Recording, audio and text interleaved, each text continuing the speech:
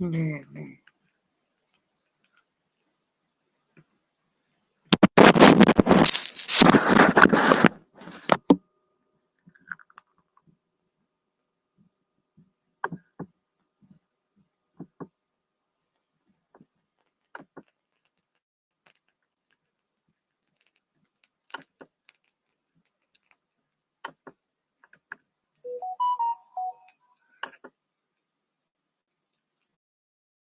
Test this out now.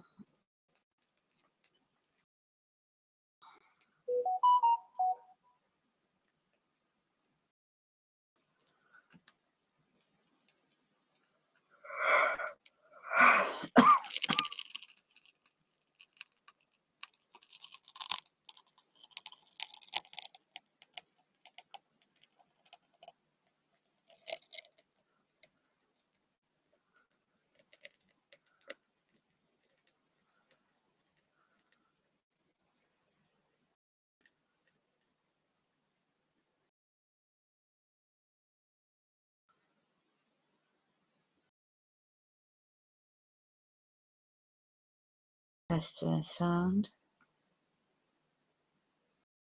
No sound. Well, let's have a look at this.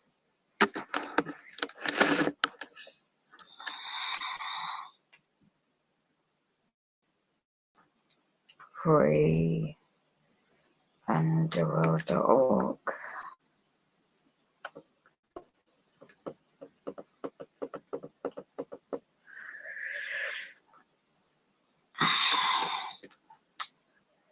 All media reptilian liars controlling all the information to keep you asleep. See how, and this is a blog and website.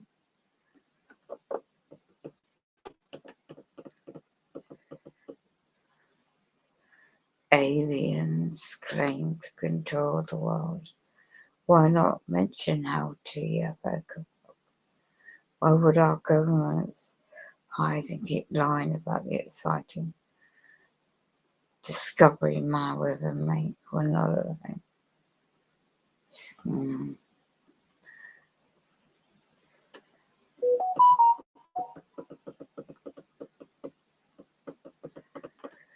The interview I'm looking for is 1994.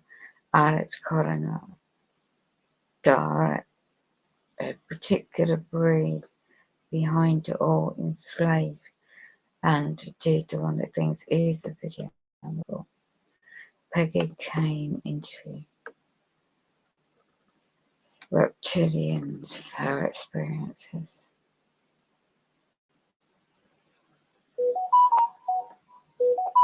Shape-shifting demons attack your brain, especially sleep as well. Brain space technology. I shall yeah, there goes that. April. In April. That's a big family. I don't have one release. I can take me. Then you step in the hills, sneak it up.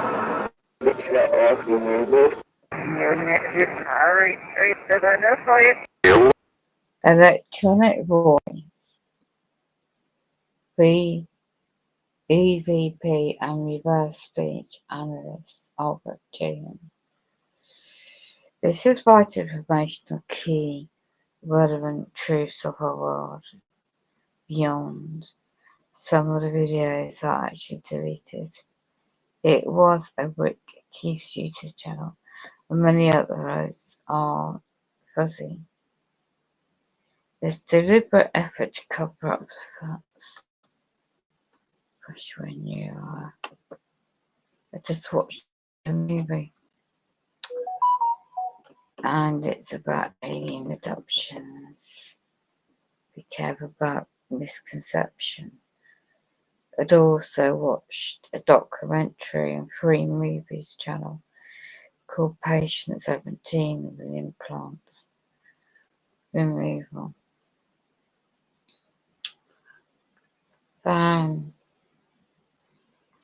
This is Richard Bruce YouTube channel he uploaded.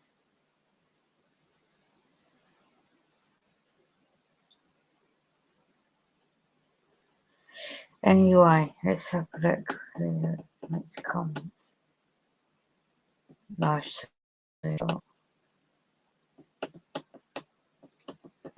I've been trying to find the original source video. Haven't had to find it.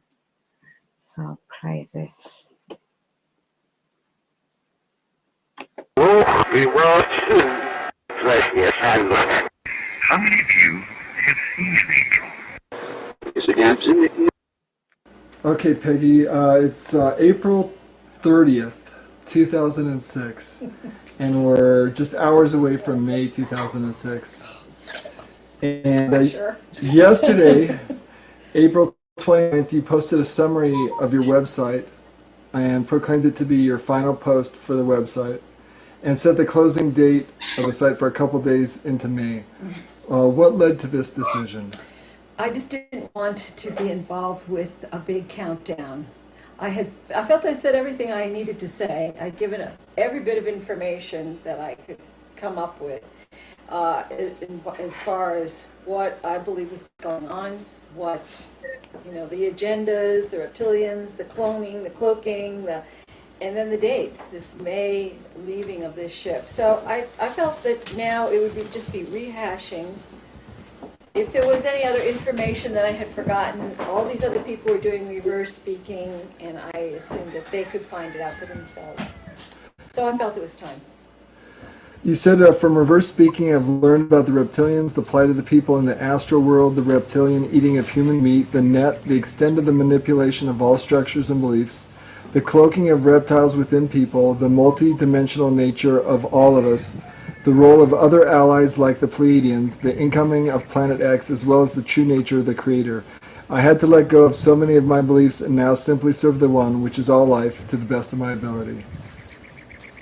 Now, many years ago, you were a co-host of UFO AZ, you had a couple radio shows that you worked with, you worked in Off the Record, The Cutting Edge, you even staffed a UFO abduction hotline for a while. And if I'm correct, you also won a lottery a number of years ago, and that gave you some of the opportunity to do a lot of research. How has all the information that you've gathered doing reverse speech changed what you knew then to what you know now? At the time, well, I've gone through the process, being raised as a Roman Catholic. I got into sort of Eastern meditation. I was in a car. And then I went into the New Age. I listened to a lot of channeling and interviewing probably, I don't know how many hundreds of people over the time with the different, co-hosting the different shows. I heard practically every belief system available on this planet. And I subscribed to the fact that we were living here to learn, that this was part of the journey, that karma and reincarnation played into it, that there were different levels of reality, and that in our day-to-day reality, we can create our own reality through our intention, through our thoughts, through our beliefs. And I had to let most all that go. I found out that the near-death experience was a ruse, that we're in a net, we're in lockdown. This is not about karma and reincarnation. They reincarnate. This interdimensional reptilian race keeps us in a cycle in the game. We don't get out. we're just cycled around and around. If you mess up, usually by their manipulation, and you wind up in the lower astral realm, you are aimed to be hunted and eaten as food. Now, that includes little children who wind up there, sometimes because they die along with parents who, for some reason, there are a lot of little children in that world. And those little children are abused. It's just as physical over there as it is here. So this whole spirit, spirit thing didn't pan out. We're not ephemeral wisps of energy floating around cemeteries. And the first time I really got that was when using EVP. I learned it through talking to people on the other side. They told me, and Francis in particular, Francis Haley, told me in particular what life was like over there, which was fine in the beginning because I knew he had been a screw-up, let's just say, and his friends were all messed up too, and I figured, well, okay, they got what they deserved by being in that place. It was not until I learned about the children there that that was a wake-up call for me. He told me that there was a family who were being kicked out of their house. They had no money, and he said if they go to jail, the sadistic jailers will rape the little children. And that was the day that I said, there's another agency. This is not about God. This is not about karma. There's something wrong. And that really is what got me started. And once I figured that out and I stopped being, a cloud riding New Ager, the people on the other side began to talk to me really honestly. Because I said, there's something wrong. You're not supposed to be there. This is not right. And that got their attention. And that's when they really asked me if I would try to help them. Of course, how do I do that? But now, you said, well, do you feel like a messenger of sorts? You said at one time on your website, I never wanted to be a messenger. But do you feel like a messenger of sorts? Well, I feel like I stumbled upon this EVP and then reverse speaking. It just happened. Whether it was ordained or not, I don't know.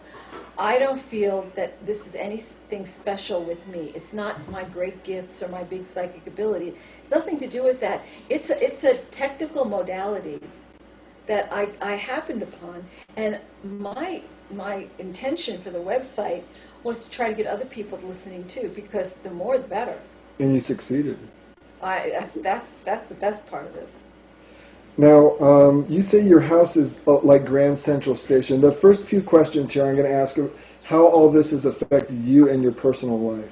So you mentioned that your house is like Grand Central Station. What do you mean by that? Well, there's always entities here.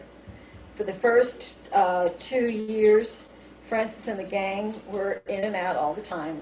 They would talk to me on my recorder. Now, I had glimpses of Francis, but it was very quick. But most of the time, I don't see or hear interdimensional, either people or reptilians. And I'm glad. I do not need that. I mean, if I thought I could, I would shut it down to the best of my ability. But they would be here. They would comment on, they knew about my habits. They knew about my life. They knew about, there is no privacy whatsoever, let me tell you. And besides that, they even invaded you during the night. You said you had nighttime encounters with them. Sure, they'd be in bed with me. Well, tell me, one of the more shocking parts of what you shared with everybody was that you had nighttime encounters with reptilians and that they molested you and made you pregnant at one point. I did. That did happen. That was, I did not consciously think, at first I did not believe that they were pulling me out of my body or molesting me or raping me. I did not believe that. I thought I was completely protected. And by reversing myself, I found out that that was not necessarily true. That they can do that, and they do it to almost everybody. Whether they remember it or not, it doesn't matter. I did tell myself that... In reverse speech. In reverse speech. See, I talk to myself in reverse. I ask myself questions and I give myself answers. And this part of my mind is much more aware. than this shut down conscious state. And I basically told myself, I don't know if I can say this, I said it in such a way it doesn't mean that much. To have this sexual activity, what is it? It's just that. Don't get all worked up, and it's not the end of the world. I'm fine, you know. So I gave myself that gift when I first heard this. Then I also felt, I knew that I was having, I knew that I was made, I told myself I was made pregnant, and you know, I'm almost 60 years old. I mean, this is like, oh, how did that happen? But, you know, they could do these sorts of things. And I felt the night twice that they pulled the fetus out. It was very painful. It was in the middle of the night. I could feel it. And so, yeah, there's physical, even though you don't see blood, there's still the physical pain from something that happens like that. And how did you deal with that? I know all the stress dealing with the spirit people at one time gave you shingles. Isn't that right? I did. So how'd you cope with all that? You know, I just do. You know, I try to keep a perspective. You know what really keeps me going? Again, thanks for The plight of those people on the other side, because my life is a cakewalk compared to theirs.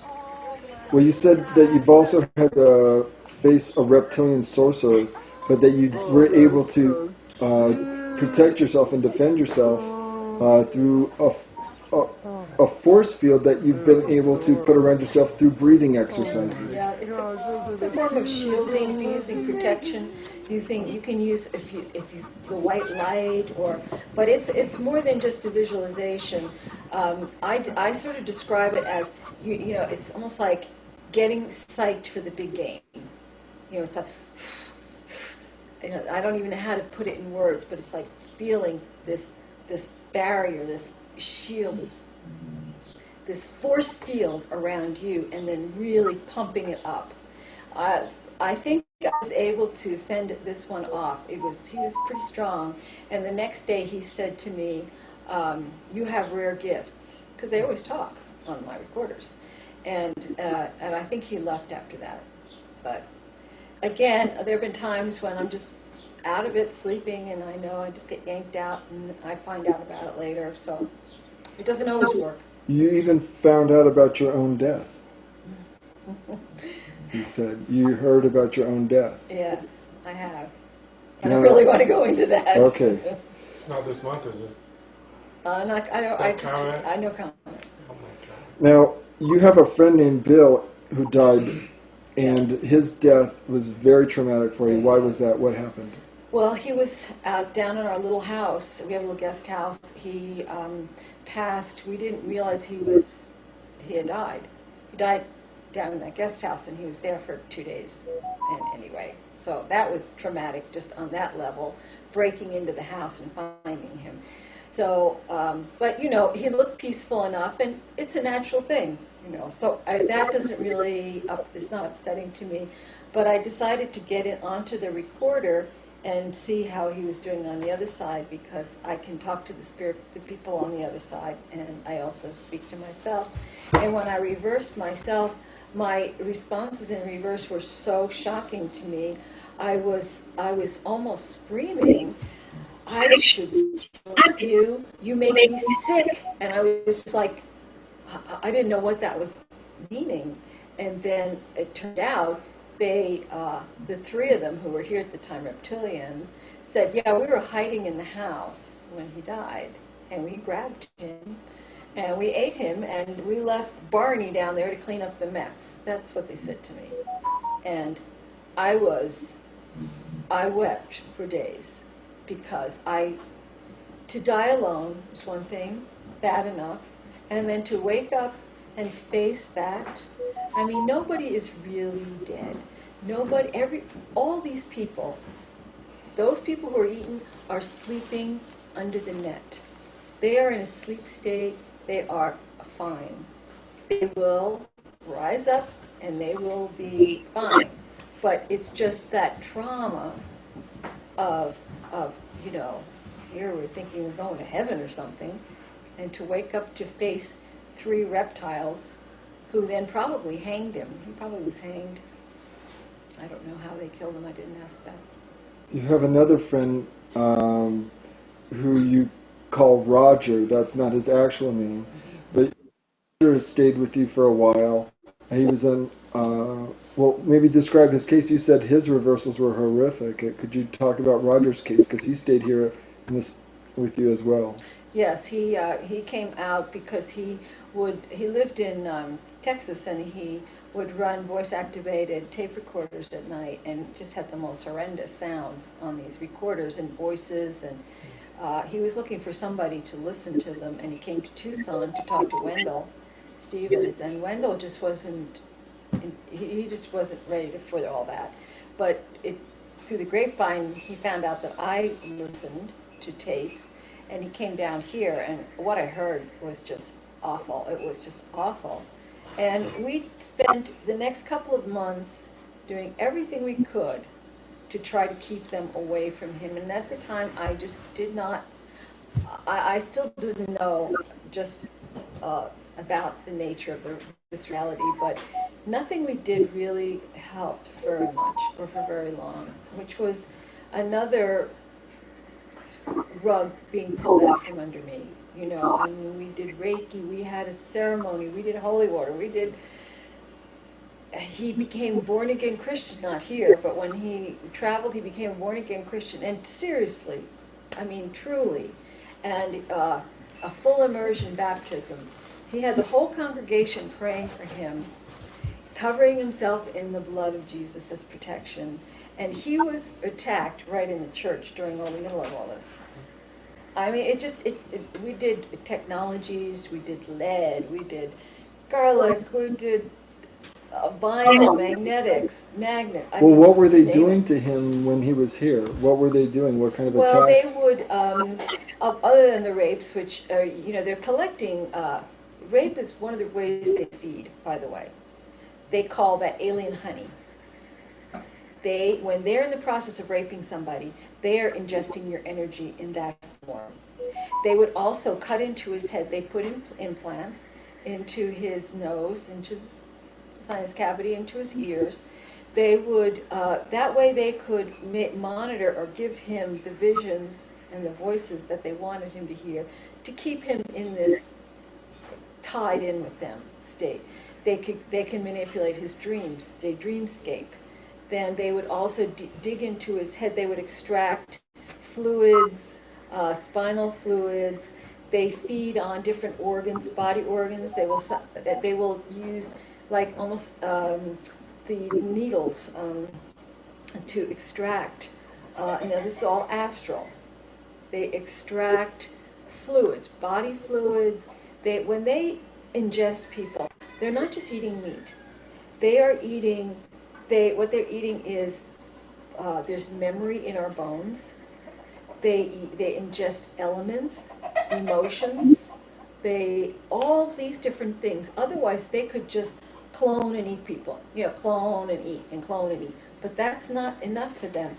The human body, when they ingest it, they take in much of what we are, or aspects of ourselves. Not our true spirit or soul, but they will absorb our essences. So it's not just meat to them. When they extract spinal fluids, which they do from a lot of people, if you have bumps or funny things going on behind your neck or in the back of your head, they sell that. It's synthesized and it is a drug. It's like their cocaine.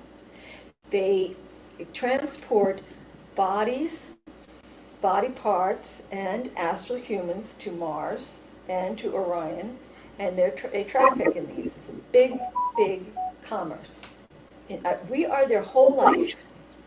Orion, Mars, and which are their two main bases of operation. They come from Orion. Mars they own. They have huge detention centers and huge meat lockers. Most of the people who die are taken to Mars and they have hanging pens where they then kill them again astrally in these hanging pens. I think they probably are raping people while they're getting ready to be hanged, because that is tremendous fear, and they ingest that energy, they will torture little children in front of their parents so that they can get that energy. I mean, there's no depths that this race will not stoop to. They have no compassion, cold and vicious. That's what I say about them. You also have a friend who you say has a reptilian inside of him. This is the same man. He does. Same man. He got seeded. Many people are seeded. If he's described it as tentacles, almost like tentacles of thought, like these thoughts that are very negative, destructive, will almost like wash over you like a wave. And now he knows what's going on. He saw this thing in his astral vision rise up out of himself and look in his face one night. Very dark. And the ones around him that torture him every night also will put energy into the thing to try to help it grow. If you don't know, every major political, moneyed, power person on this planet has one inside of them. Almost virtually every one of them. I don't know if they're conscious of it, but I can hear it in their reversals right away. You also mentioned you had a niece who had suicidal tendencies, Yes. and that was also related to this reptilian phenomenon. Yes, I recorded with her. She was a cutter, cutting herself, and then she also tried to commit suicide. And beautiful. She's always been very, very psychic. As a matter of fact, she sees dead people, just like the Sixth Sense movie. And I would have thought maybe she's just exaggerating. She's about 16. But she saw Francis, who had traveled with me years ago, because he was always hanging around me. And as soon as she said that, I knew she was for real. But during this time, they would give her nightmares, they would talk to her, get her, all these negative things scare her. And she tried to commit suicide. And when we recorded together, when I was out there a year and a half ago, we were recording, and the reptilian speaking on the tape said, "We made you cut. We wanted you to commit suicide." And that was a big wake-up call for her, because she realized this was not her. This was her being influenced by them. You also feel that your husband Nick is not of the earth originally, that he is of Syrian descent. I said that in reverse. That's the only reason I know. And how about yourself? Do you feel kinship with the Pleiadians, or? Yes. I wouldn't have. I mean, I never was into, I'm special, I'm Pleiadian. I'd heard a lot of that on the TV show we had done, and I was like, get a life, But back when the reptilians first started showing up, they kept calling me the Pleiadian, and I kept hearing it over and over again, and it was coming up all the time. And then I heard from the Pleiadians. For a short time, they were able to talk to me, and then I knew it was true. And I would say there are lots of Pleiadians here. There are lots. If I would say anybody who would be interested enough to watch a program or to something like this project probably is not from here, and probably. You say also a lot of the people that are pursuing knowledge of this sort are often in financial binds. You have a lot of friends in financial binds. How does that play into this whole scenario? Why is that? Because they've created debt. They've created this whole money system, and it's wrong. It's wrong. Look at this planet. It is wrong. So it's not easy. I mean, it's not hard to see how people who are not into the money thing, are probably going to be poor unless you're willing to compromise. And I'm not saying everybody, but I'm just saying generally speaking, money is not easy. In spite of the New Age, people who say just think about it, it's yours. I don't think it's that simple anymore. I used to think you could just create it by thoughts, but I don't believe that anymore. Now, you started in all the interviews that you did on UFOZ, you talked to so many of the brightest and best people in the metaphysical and UFO fields. I remember at one time Jim and you and myself put a show together. And I'm thinking I'm going to turn this over to Peggy Kane, and she's going to be talking about reptilians. Peggy? Thanks, Jim. Hi. I guess reptiles have fascinated and intrigued and repulsed. Now, what kind of led you to the point involved in reverse speech, and then or EVP, and then from there into reverse speech? I was interested in EVP for a long time. I'd heard about people doing this. And what does EVP stand for? It's electronic voice phenomena. It's capturing spirit voices on digital and tape recorders.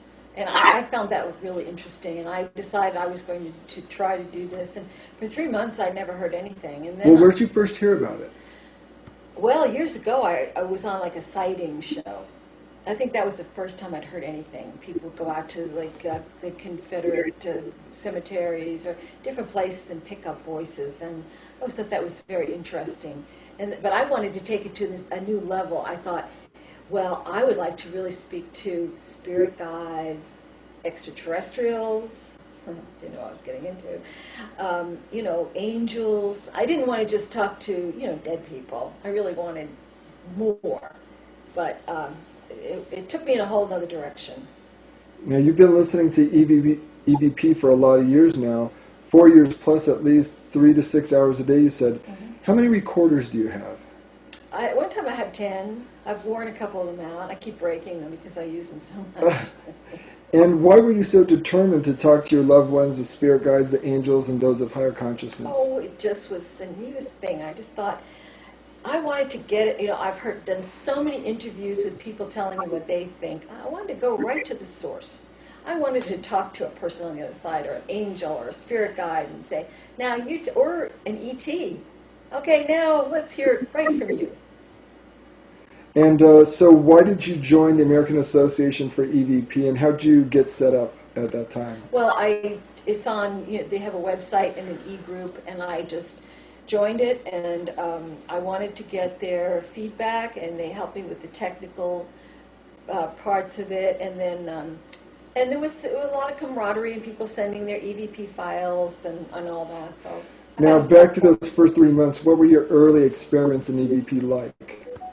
Well, for 3 months I didn't hear a thing, and then I heard my name, which I almost jumped out of my skin. And I was running around, playing this for everybody. Listen, what are you doing? And then I got the old Panasonic RRDR60 digital tape recorder, which is very noisy, and you can pick up, because of the internal noise. See, spirits need a venue, a sound, to create speech. And this had a lot of noise in this recorder. It's really a terrible recorder, but very noisy. And that's when I first started hearing from Francis. Now, early on you spoke with elementals, you spoke with the tree, you even spoke with the earth spirit itself. What was that not That was accurate? all Francis. That was all Pretending Francis. to be an elementical, he called it. It's like, why? It we'll was get to Francis. He was jerking me around. We'll get to Francis there in a second. Were your friends concerned about your mental well-being? Oh, gosh, yeah. What were they saying to you? She's really lost it now. She's talking to trees, and they're talking back. But anybody could hear it. It wasn't like it was just in my head. I mean, this is audible. But I was so excited. I was just beside myself. And then when I spoke to the earth, and she told me that she was suffering so, and it's such excruciating pain, and I wept. I mean, it was a very emotional thing, and my friends all thought I was really going to have a breakdown or something. They were very concerned. And what convinced them that you were okay? I still don't think they're convinced. No. Okay, I tried to be more normal. How did you begin to talk with a passed-over spirit named Francis Haley? Well, he was the one talking from the beginning. He lived here. He lived right around here. They live in houses, just in another frequency. And when I went back and reversed him after being jerked around for about 7 or 8 months, 9 months, I could hear where in reverse I knew all along that he was just pretending and he was being a jerk, and I kept trying to tell myself in reverse. And in reverse I could hear him in real time. We would talk back and forth. I would call him a jerk, and it was really interesting. And then, he would, it was just, it was mind-blowing. That's why I really said, if you don't reverse, you'll never know. You can reverse and listen, because all EVP is reversible, all of it. So in the beginning stages of EVP, when you were a novice, he was playing on your gullibility. Right. And then you at one point had an exorcism to get rid of Francis and the other spirit people. You got so fed up with it. Yes, I did. Tell me about that event. Well, there were about 12 of us here, and we're all very spiritually oriented people, and we had this whole exorcism going where it was all around, and we had holy water. I mean, we had everything. Everybody contributed, and we put the recorders in the center of the table with crystals and sage and all these different things. And I played sacred music for hours into the recorders and put light around them. And when I picked it up, he was still there. None of it helped. None of it helped. No. Do you have faith in that stuff anymore? Or no. It was ordained. I needed to talk to Francis. I needed to understand what was going on. I had to get rid of this la-la version of reality that I've been living with. Well, that's why I'm asking, do you think the crystals and the sage and the sacred music, is that lala, or is there some value to that for you still? I think that there can be value. I think it's intentionality. It's more about your own intention. But I was never going to get what I wanted, because that's not valid. Guardian angels are just reptilians with their guardian angel suits on. Angels are reptilians. Spirit guides, for the most part, are also reptilians. Ascended masters are reptilians. Practically everybody that's dealing in this reality, and I'm not going to say everybody, because I did talk to I talked to Francis's consciousness, who was assigned to watch over him, and that was real. But we're still in this lockdown, so much of what we think is going on is a lie. How did you come to discover reverse speech finally? That's when I had heard of David Oates, and had listened to him on Art Bell, and while we were at the Prophets Conference, we interviewed him. I always thought it was fascinating, and I just started experimenting with it. I'd heard about you could reverse EVP, and when I finally did, it was just a shocker. About reverse speech, you say, I, like virtually all of you, have done the same quest and literally stumbled into EVP and reverse speaking. These open doors to me, I've heard it described as pulling aside the net for a glimpse out. It certainly has its limitations, but I've come to rely on this as probably the least corrupted source of information within this net, as there is no conscious control over it. We can't give ourselves reversals. It isn't conditioned by what we believe, nor what we have been taught. It is outside of time and reveals the past as well as the probable future, which is not cast in stone. In all of the 400 plus people I have listened to in reverse, no one has ever given a different story nor contradicted this basic information. Many add to it, but it is always the same story. Right. So you're starting to reverse EVP for the first time, and what are you discovering? That Francis was pretending to be my spirit guides, the elementals, the earth, that he and his little group of friends were jerking me around. And then they came up, once I started to get it, they admitted it and laughed, and they thought it was just a tremendous joke that I was so gullible. And that's when I tried to get rid of him, of course, but then he was not going to go. But it wasn't until I started really talking to him, and it just took a long time, because he wasn't the kind you could just sit down and have a regular conversation with. He really was quite mentally ill, actually. He had died of rabies, and I think that carried over into the other world. And but he would, if he was in a mood, he would answer my questions, and about what life was like over there and all that. So the reversals, once I knew I could always catch a lie, I had a lot more confidence about talking to these people, because I knew that if they were going to jerk me around, I would catch it right away. And once they knew that, the lies stopped. You got to a point where you just chucked it all. No, I never did. you told me. I know, I would say that. Because you were telling me that I would say about that, but I never did. talking to the earth and talking to the trees. I know. And I remember you were just so into that, and you were just so blown access to that information. I know. And then when I found And then you found it was all a crock, and it was all Francis, and then you screw this up. I know. But I would do that for about 2 weeks, and then I and would you- pick it up, and I think maybe it can be different. So you somehow, something inside of you knew that there was, Yeah. I need to go through this Yes, and find yes. out what the hell's I had that happen to me one night.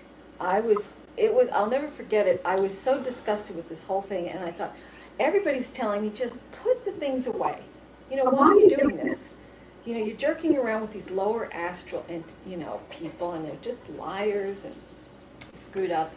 And I lay there in bed, and I thought, why do I do this? And I had this thing happen to me, and one of those things you really can't put into words, but it was like I knew there was something I had to do, and I couldn't put it aside.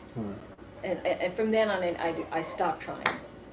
And it's been a circuitous path, but finally, one thing, it was like the onion, opening up, trying to get to the heart of what all this layers of stuff was.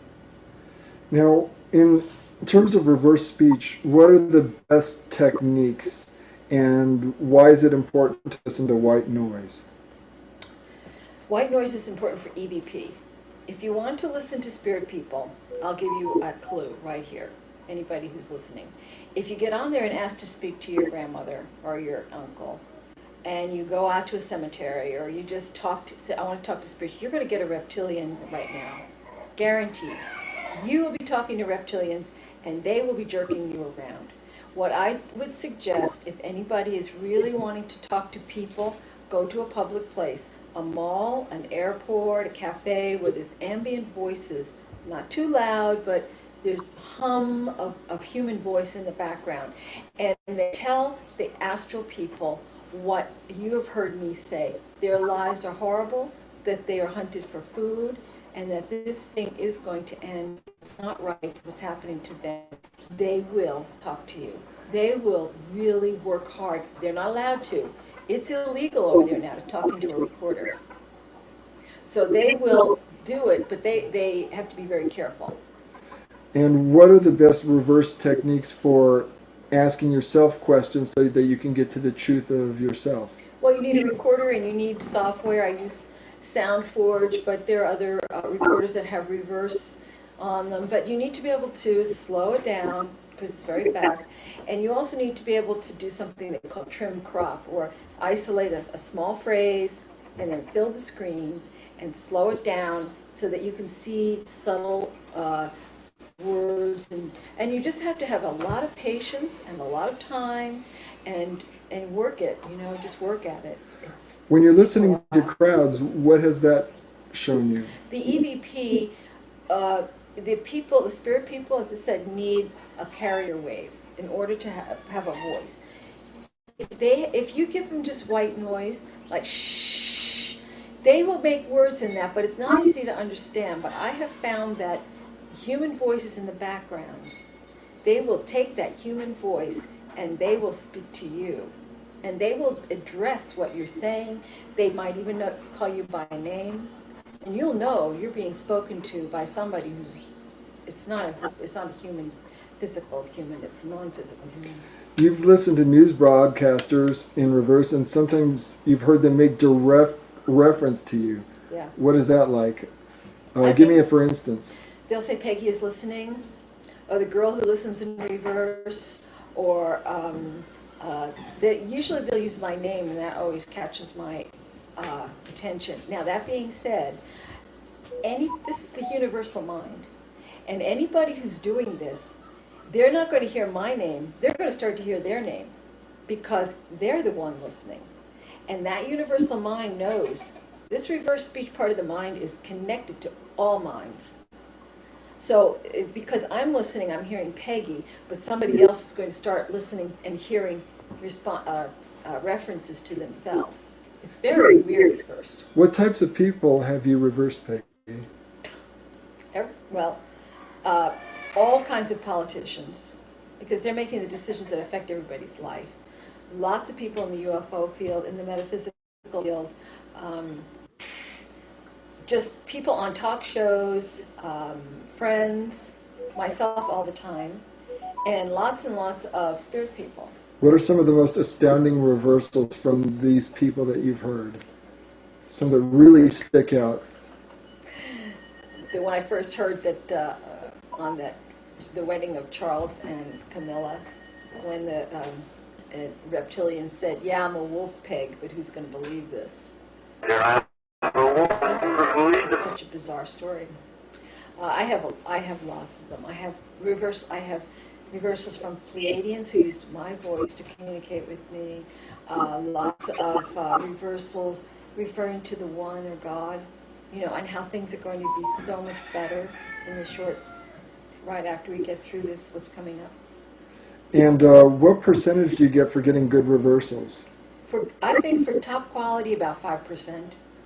But I can hear, on a good recording, on a good audio, I can probably pick up 40% in reverse. But that's because I have listened so much and my ears are really clued in. And once you get into the flow of it, it's almost like listening to a story. It may be slurred, maybe some bad grammar, but you're getting it. If you just sit down with somebody else in the room and you play a reversal, if they're not used to hearing it or it's out of context, they're going to have a much harder time understanding what's being said. Now, a lot of UFO contactees have received information through automatic writing. How is automatic writing different than reverse speech? Automatic writing goes through the mind, the conscious mind. Whether you try, even if you're trying to put it consciously aside, it's still the conscious mind. And it can be. I would have to reverse somebody talking about their automatic writing, but I can tell you that I have never reversed anybody channeling that it wasn't manipulated. So if you're coming through the conscious mind, which is what mostly we do, there's a good chance of manipulation. So when we had Daryl Anka on the show, we were talking to Lizzie. Probably. I think I reversed him. You said RS is telepathic and it's the ultimate truth serum. Why do you say that? It's connected to the universal mind. You cannot lie. You can't manipulate. You can't give yourself reversals. It's impossible. You get what you get. And it will always tell you if you're lying. It will reveal the truth. Even if you don't know you're lying. Even if you think you're telling the truth. It'll tell you if it's not correct, if you're incorrect. How do you think that happens, that the mind is able to transmit this information onto an electronic media? Well, I think it's new. I think it hasn't had a chance to be corrupted as much by the reptilians. Reptilians know our minds inside out and backwards, way more than we do. They're dreamscapers, they channel, they do, they give us all kinds of visions, they dress up as angels, whatever. But this is new, and I don't think they saw the impact. They didn't see it coming. And given enough time, I guarantee you they'd corrupt it. They would find a way. But right now, there's times when it can be manipulated, but it's few and far between. And if people here and there and there and there and all are actually working with this, they're going to have a hard time with this because it's a new thing. They've had thousands of years to play with our minds. You've talked about using reverse speech to get to the truth in your mind and also correct your mistakes. Yes. If I have a question or if I'm wondering if I'm right about something, I will speak about it into a recorder. 3 sentences is my rule. Give it enough words to be able to get reversals. And then I will listen really carefully. I might not get something that's clear to somebody else, but invariably I can hear. And if I've been mistaken, like when I said, oh, well, I can't be raped because I'm protected and blah, blah, blah, blah, and I said, no, that's not true. You've been raped. So, I mean, sometimes you get more than you want to hear, but you will tell yourself the truth. You said RS part of the mind is brilliant, but that our beliefs can color reverse speech, Yes. It can color what you hear. can color what you hear. Can you tell me what you mean by Well, that? I think if you're very, very religious and you think you're hearing something that will go along with that, let's say you have a strong belief in Christianity, I think you will hear, because it's there's a lot of reverse speaking that is, one person may hear this, another person may hear that, and I think that I know that some people will hear things that will go along with their belief system because they really want to hear that. That's what they want to believe. Do you think that's the case with yourself at all? I don't think so because, and I'm not saying that it's not possible, but I had everything pulled out from under me with the EVP stuff. Really before I was doing a lot of reversing. And when I found out what it was like on the, I lost all my beliefs. I lost my faith. Not my faith in the one. That is always true. I think that what I've been listening to has been pretty honest because I don't have a strong religious belief system. I knew that I found out the near-death experience was not what it was meant to be. Crop circles are all manipulated. All these things that I really thought were true, and I found out were not true. So I have a clear reversal that where I say I stand naked before God. It's like everything's been pulled away from me. I don't have any. So I think what I hear, as much as possible, is true. Because you've shed all those other belief systems, and you're just trusting in yourself now and the reversals that you hear from yourself. I think so. First, I'm human. I could be making mistakes, but. Well, reptilians, you say, are furious. Reverse speech is revealing so much. What gives you that impression? They detest what I'm hearing and what I'm talking about. It's not what they want people to know. And I've had people say to me, how do you know it's not all manipulated by reptilians and that what you're getting is total manipulation? No, that's not true. I don't accept that. They want us to believe in religions and belief systems. They don't want us to know that we are being eaten on the other side. That was the biggest secret. That was the one thing that you don't hear about because they want us to be in the game. If we for one moment stop fighting each other and look to see who's pulling the strings, they would be out of here. We would join forces. There would be no more war. There would be no more manipulation. They want war. They want manipulation. They want us fighting and arguing between ourselves. They don't want us to know that when you die, there's a very good chance that you will be eaten. Now, you've also said that the reptilians are starting to have the capabilities of changing files in your computer. They have done that, but it's crude. They usually say sexual things or threaten me. It doesn't happen very often with big voices. They can change EVP very easily, though. Now, you're the first person that I know of to reverse EVP. Are there others before you that have done that? I'd heard of others reversing, but obviously people are very fixated on wanting to speak to loved ones, and if they that's why I left AAEVP, American Association of Electronic Voice Phenomena, because people were sending files out of their deceased children, and all you have to do is reverse it, and oh my God, this was not their child, but they want to believe that. The people, Tom and Lisa Butler, are terrific people, but they have a lot invested in this. They were advisors on noise. They've got books out. If they start reversing, they're listening to reptilians, I'm telling you, because I've been reversing their files. But people get invested in these things. They have too much to lose to hear the truth. Now, when you began reversing speech, reversing EVP, the first recordings I think that you said you went back to listen to were Francis's recordings. And what prompted you to finally go back and listen to Francis in reverse? Because I finally figured out that everything he was a lie. I mean, most everything. And so, You proposed a book idea to Francis. yes, I did. And what happened with that?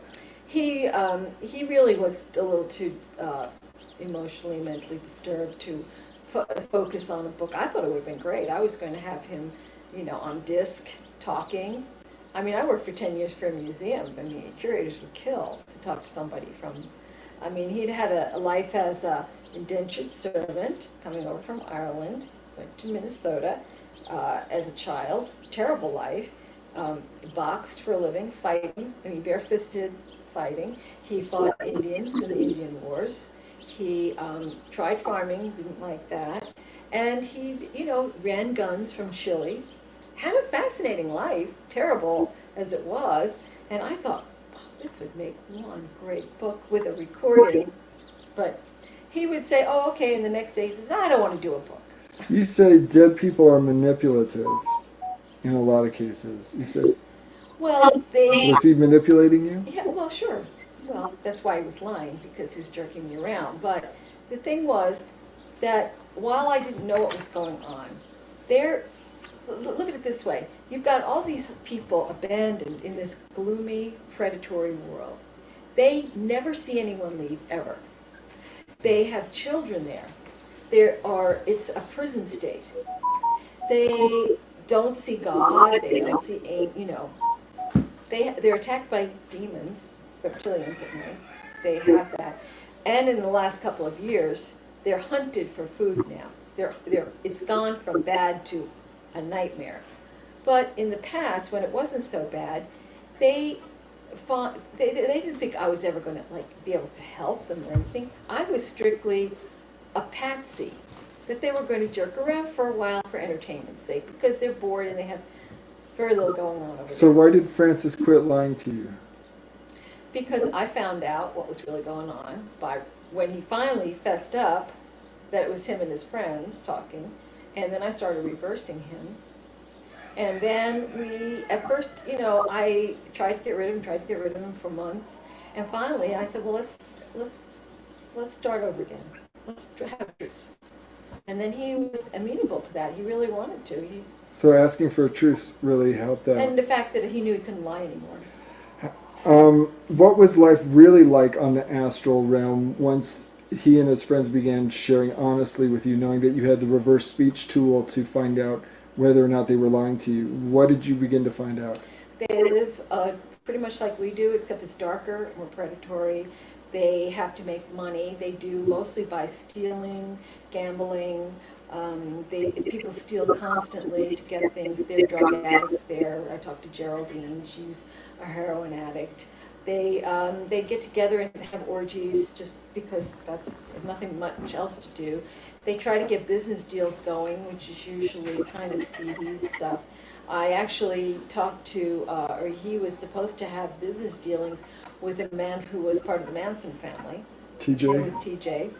That didn't pan out, but it's very dark. It's very gangs, street gangs. He would talk about the gangs are in the city tonight. It was just not a place you want to be.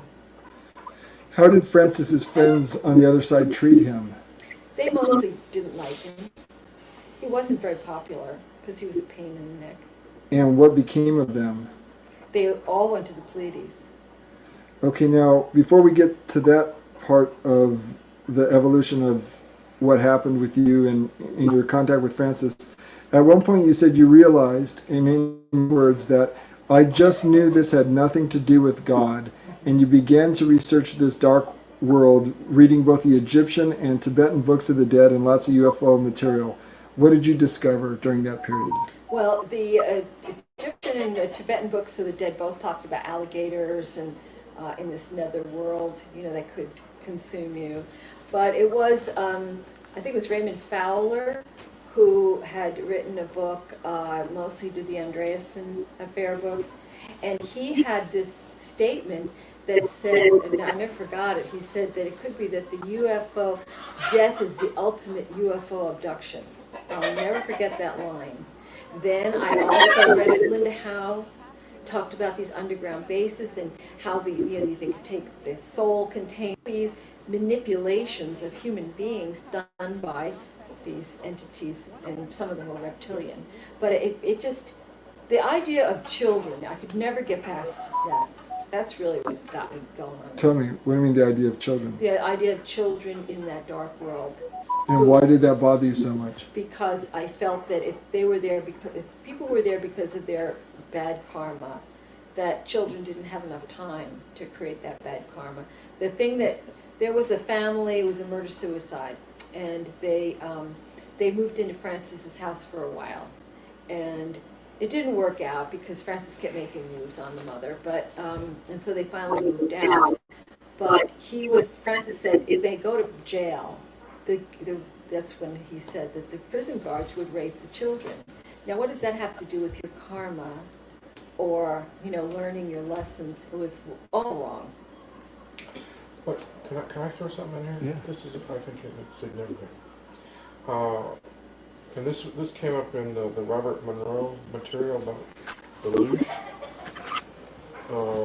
There's a chapter in Far Journeys where Robert Monroe talks about that there was an extraterrestrial, extra-dimensional something that created this world. And one of the primary sources of Loosh, which is emotional energy that they feed on, the humans are a hybrid creation that gave off the best and the most pure form of Loosh. Loosh being emotional energy that provides food for this, whatever it is, reptilians or whatever. That within the human experience, the finest and the most pure form of Loosh came from pre-adolescent children. In satanic rituals, that pre-adolescent children are used primarily in certain satanic rituals because of they give off the most pure form of emotional terror that you can imagine. From our point of view, it's perverse. From their point of view, it's filet mignon. This is the best form of food that we can get. And it's like, saying that to me. This is how we eat. Right, this is how we eat. This is how they It's eat. like, that makes it all okay. But children are primary source of food. Yeah, that's true. What led up to the Pleiadians coming to help these people escape? I'd been praying and praying and praying every night, and I talked to the people, and I would tell them that I'm trying to get the people in heaven, in the higher planes, to help. And what I told them was I'm praying to organize prayer groups, and I'm talking to these higher awarenesses in heaven to give prayer groups, because I said there's got to be some way that you can be lifted out of these lower planes. And I would talk to the people every day, and they would all gather, because I was the first person who was giving them any kind of hope. That's what they told me. But how are they hearing you? I would talk on recorders, and then they would. How are they talking to you back? On my recorders, EVP. I can play Do something. they have technology on their Yes, side? they use recorders on their side. Ah, okay. They have recorders. Gotcha. Did you suspect that you were confabulating this whole scenario for your own emotional benefit? I did. When the Pleiadians first showed up, I thought that there was a good chance that I was making this all up because I wanted it to happen so badly. And the only thing that convinced me that this was not true was Francis was telling me that there was a ship that was taking people out, a transport into the Pleiades.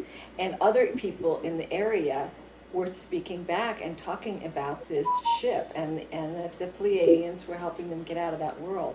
But you had never been talking, you had never specifically said, well, I want the Pleiadians to rescue you. I know. Just any higher No, I was rescue, thinking people okay. in heaven. I Okay. wasn't thinking Pleiadians. No. So, did you? How did you begin to hear directly from the Pleiadians? I hit the record button in my in my SoundForge software. I was always experimenting, and one day I hit record, and I didn't have a recorder, nothing going in. So and I let it run for a minute, and there was just this flat line. There were no wave patterns. So I pumped it up, and it was shh, a lot of white noise, and I started to hear these people saying, "We're the Pleiadians, we're trying to talk to you." And then I was like, reversed it right away, because I didn't want to be jerked around again, and they said the same thing. And they said, "We're trying to help the people there on Earth, we're trying to save their lives." And I had no idea what they were talking about. These people were already dead. And then they said, Planet X is coming in. They said a lot of things. I'd say about half of which I could hear, because it was very, very soft. But they talked to me about how they tried to tell me about these reptilian aliens, that they were very vicious. They told me a lot of different things that I over the period, it was about a 2-week period that I could hear them. After that, they told me that they said we lost the internet, which meant they lost their ability to communicate on my computer.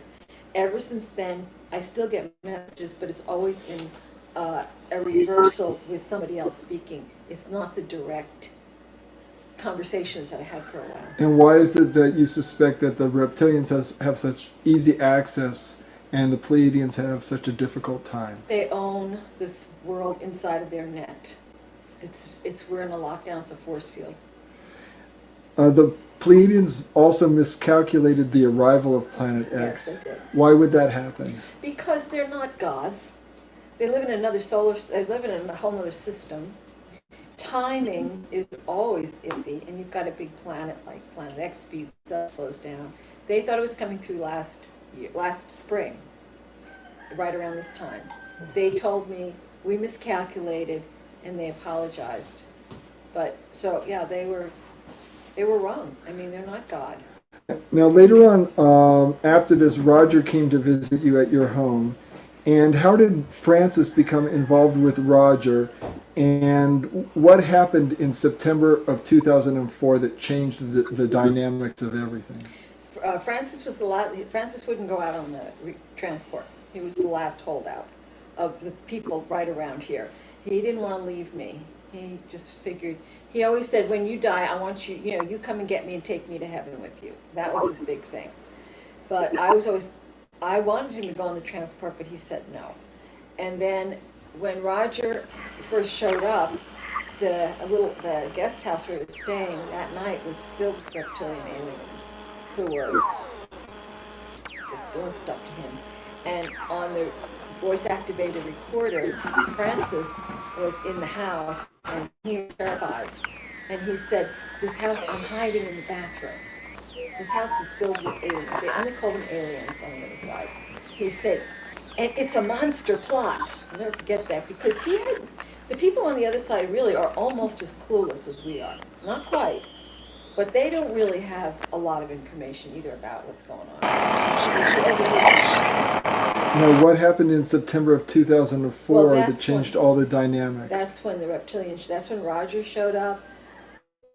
The Pleiadians had been taking people out. This one called Vinny, but that was actually a little later, that was on New Year's.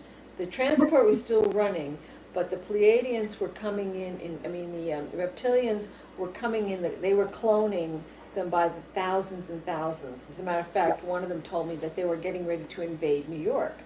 So reptilians cloning reptilians. Right. Yes. And the ones that they clone are all, I think they're virtually all male. They told me they have an extra Y chromosome, which makes them much more aggressive. They were getting ready to invade New York, and I thought, when I heard that there was going to be another event, kind of like maybe 9/11, but it was an interdimensional invasion. In other words, they were there to grab people who died. In New York City. Yeah. The astral version of New York City. Right. So is that is the astral realm almost a mirror image of what's here? It's similar, but I don't, it, like Francis's, when he moved into the little house, when all the whole group moved down, made comment about the washing machine being old. And I said, well, that washing machine is brand new. And he said, oh, well, it doesn't work like that. So it's similar, but it's not exact. There's differences. I don't know exactly how that works. And you said all your prayers and efforts couldn't stop Roger from being attacked by these reptilians every night. And then the reptilians began talking directly with you. What were the nature of those conversations? Mostly threats, mostly threatening me. They either they wanted to rape me or kill me.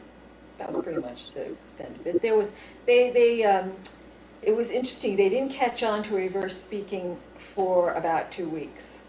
So whenever I would put on my recorder, there'd be one of them, and he'd be saying something to me. Now they use regular old American names, and one of them would say, I'd say, well, who am I speaking to? And he'd say, I'm an alien. My name is Ralph. And then I would turn it around real quick, and he goes, I'm lying. My name is really John. And I would say back into the recorder, you're not Ralph. Your name is John. And they go, oh my God, how did she know that? This woman is, they called me a seer. They called me a witch. They called me Ave Sophia, one of them said. They didn't know I was reversing. They'd never heard of this. That's why I'm saying it's new. And finally, somebody figured out, because they're watching, they said, she's doing something with the recordings. That's how she knows what we're thinking. And then they had to be very careful, because as soon as they would say something, which they always talk, I could turn it around and figure out what they were really thinking.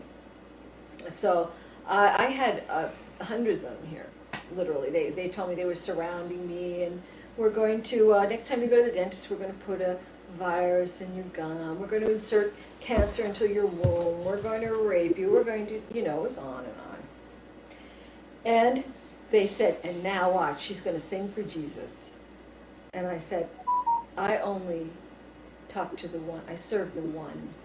And as soon as I said that, it was changed, everything changed. So they were trying to trick you into Jesus worship. Well, because Jesus... Because they controlled that whole ideology. That's right. The reptilians pretended to be Pleiadians talking to you. All the time. But never humans. No. Oh, no. They think human, they look down on humans. They think they're just retarded cattle. But they hate the Pleiadians, but they have amazing respect for the Pleiadians.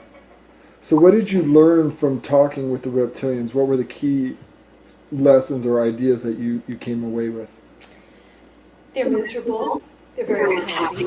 They don't like their lives. They're very controlled. They have hierarchies. They have to do what they're ordered. If they don't go along with the program, they're annihilated. They usually have their heads cut off. They have some regular births. Most of them now are clones. They one said, I'm 2 years old, but he was old enough to be doing, they're clones, so that they come from Orion, and they want to go back to Orion because they know it's coming up, but they don't want to stay here. They know they're going to be killed, and they're very angry at the big shots going out on the big ship, very angry that they've been left behind. They're just considered peons. And who was Vinny? Well, Vinny was one of the first reptilians that I actually talked to, and I still didn't understand the extent of what they were doing on the other side. And he would talk to me, and I was just kind of excited about being able to talk to extraterrestrials. I thought, wow, you did this UFO show. We always want to talk to an alien. And he was fairly young. His father was a general. He did have a natural birth. He was in the military, in their side. He was the one who told me that there was going to be an invasion, and that the new ones coming were very vicious. He could actually be fairly amenable. I mean, he said to me, when this war is over, I'll stand by your side. We'll stand side by side. And I didn't even know what war he was talking about at the time. I was really not tuned in. And then at one point on New Year's Eve, the Pleiadians came through and said the transport has been hijacked for an alien, and he's got all the people. And I was like, and it was Vinny. And he was saying, well, you know, we told them that, you know, the Pleiadians were going to, that we were Pleiadians. We convinced them. And they trusted you. And see, this is what happens when they trust you. And he said, we're going to keep this ship now. We're going to, this was the first time I got what they do. We're going to keep these humans as slaves. And when we get tired of them, we're going to hang them and eat them. That was the first time I really got it, what this eating. This wasn't just about energy, sucking energy. This was about literally chopping them to pieces and eating them. So this, for you, was right around the January 2005 Yeah, that you it was got New Year's that. Eve. I was supposed to go to the New Year's Eve party. So was this just to come on Vinny be acting like he's your buddy? Like, Oh yeah, he's, I mean, he's you an know, okay guy. you know, I still didn't understand it, and he was, yeah, oh yeah, he wanted me to be his girlfriend, and So now you know Vinny is full of. they're all like this. He's just as vicious and two-faced as Yeah, most of they them. all are like this. This is basically their MO. Now you've said, I had to come to grips with the realization that something very evil is in charge here. Yeah, it's reptilians. What are your thoughts about why the astral people are stuck over there in the astral? Because they put them there. It's still part of the net. Once they're there, they can't get out. Does anyone ever escape the astral world? None of them. Now the Pleiadians have gotten a lot of people out. But without the Pleiadians, no one, they never knew anybody. They only knew one person, a woman who was a witch, and she did satanic ritual, and she disappeared one day. That was the only one that any of the people that I talked to had ever seen leave. And Francis had been there since 1830, birth years. Now, astral people, you say, are forbidden to talk to you, but they do anyway. Yeah. At what risk? Oh, probably being tortured and killed and hanged and eaten. But Let me ask about. Do people shuttle back and forth? I mean, if you die in the astral, you get shuttled back to this realm, Yeah. like back and forth. It's just they're both I don't think different aspects of the see- same holding They pen. don't seem to reincarnate people from, I don't know, that world. I don't know. That's a good question. That one I don't know. 'Cause my sense is that it's just holding pens where you get your spirits just shuttled back and forth, but you kept in the same holding pen. It seems that I don't think the people in the astral, they seem to stay there for, they don't leave. They don't disappear. Well, how do we get here? I think we came from, well, the Pleiadians Not that are here. not the Pleiadians. I think that they have heaven worlds. They have other worlds. I can only talk to the ones in the lower I astral. mean, I'd like to know how did I get here? Well, probably that you know, once you were incarnated from, maybe you were in the lower astral. I don't know. I just know that the people that I spoke to who lived around here never knew anybody who left. At least I don't remember them ever saying, because I asked them that, and they didn't seem to think anybody ever got out of there. So they're incarnating people, but they must be from someplace, another level. That's all, because there are other levels. you've decided to stick up for these people and look out for the people in the astral. And one of the things that convinced you to do it was the amount of child abuse that goes on there. And you said that, you've said a number of times, maybe even in this interview so far, that reptilians often rape the children to death. Yes. There was one child who told you, "My name is Daniel. Please don't forget me." Now, what's going on there, and how do you think what you're doing is going to be able to finally affect a change? All I over can there? do is give them hope that this thing is going to end. I talk to them about May, just like I talked on the website. I just tell them that they're getting kicked off, that all that they've suffered, they're going to be healed. They are going to get out of there. These aliens are going into hell. I mean, all I can do is give them hope. I can't rescue them, but I can at least let them know that this isn't their fate for eternity. all I can do. You've also said when Jesus shows up to help the astral children, I'll have more respect for him. Yeah. That's an inflammatory mark to the Christians, but what does that mean to you? Like, why did you say that? And what I do you said mean that by that? because I heard from people that to pray to Jesus, forget the Pleiadians. I mean, I don't say that unless they make some disparaging remark about Pleiadians. I know Pleiadians have been brought down, have suffered tremendously, and have been very, very noble and brave to risk everything to help people. And Jesus never shows up over there. And I've had Christians over there. I had Pleiadians taking Christians out, and this one man who was finally gotten out, he said, "Thank you, Jesus." And I'm like, why are you thanking Jesus? He's not risking his life. It's the Pleiadians. So, if Jesus suddenly shows up and starts smiting these reptilians and helping these little babies who are being slaughtered, I will have a tremendous amount more respect for him. Now, you say that astral people are generally clueless about upcoming events, but that they have already seen Planet X coming. I heard one group of people one time say, "We have seen the planet." Whether they were just, I didn't reverse them, because they were the only ones that I've heard say that. But they did say, "We can see the planet." I've asked others, but I think that they weren't able to give, I get very short recordings, and often they'll say the alien, we got to get out of here. Francis's friend Sydney have gone through training on the Pleiades after they were taken out, and they are now helping somehow. How is that they are helping? They got a friend of mine out who passed over just 2 months ago. He was captured immediately. He was Pleiadian. He didn't remember that. Who is this? A friend of mine, his name is Wally, and he lived here. He died, and I talked to the people on the other side, and I asked how he was doing, and they said the aliens grabbed him immediately after he died, and that they had him in their house, in one of the houses there as a prisoner. And I talked to the aliens, and they basically said, "Yeah, he's our prisoner," and they were being very nasty about the whole thing. And the next day, Sydney and Francis zoomed in, grabbed Wally, and got him out. And they got out safely. I was terrified that they were going to be brought down, but they got him out, and even the reptilians couldn't believe that they did it.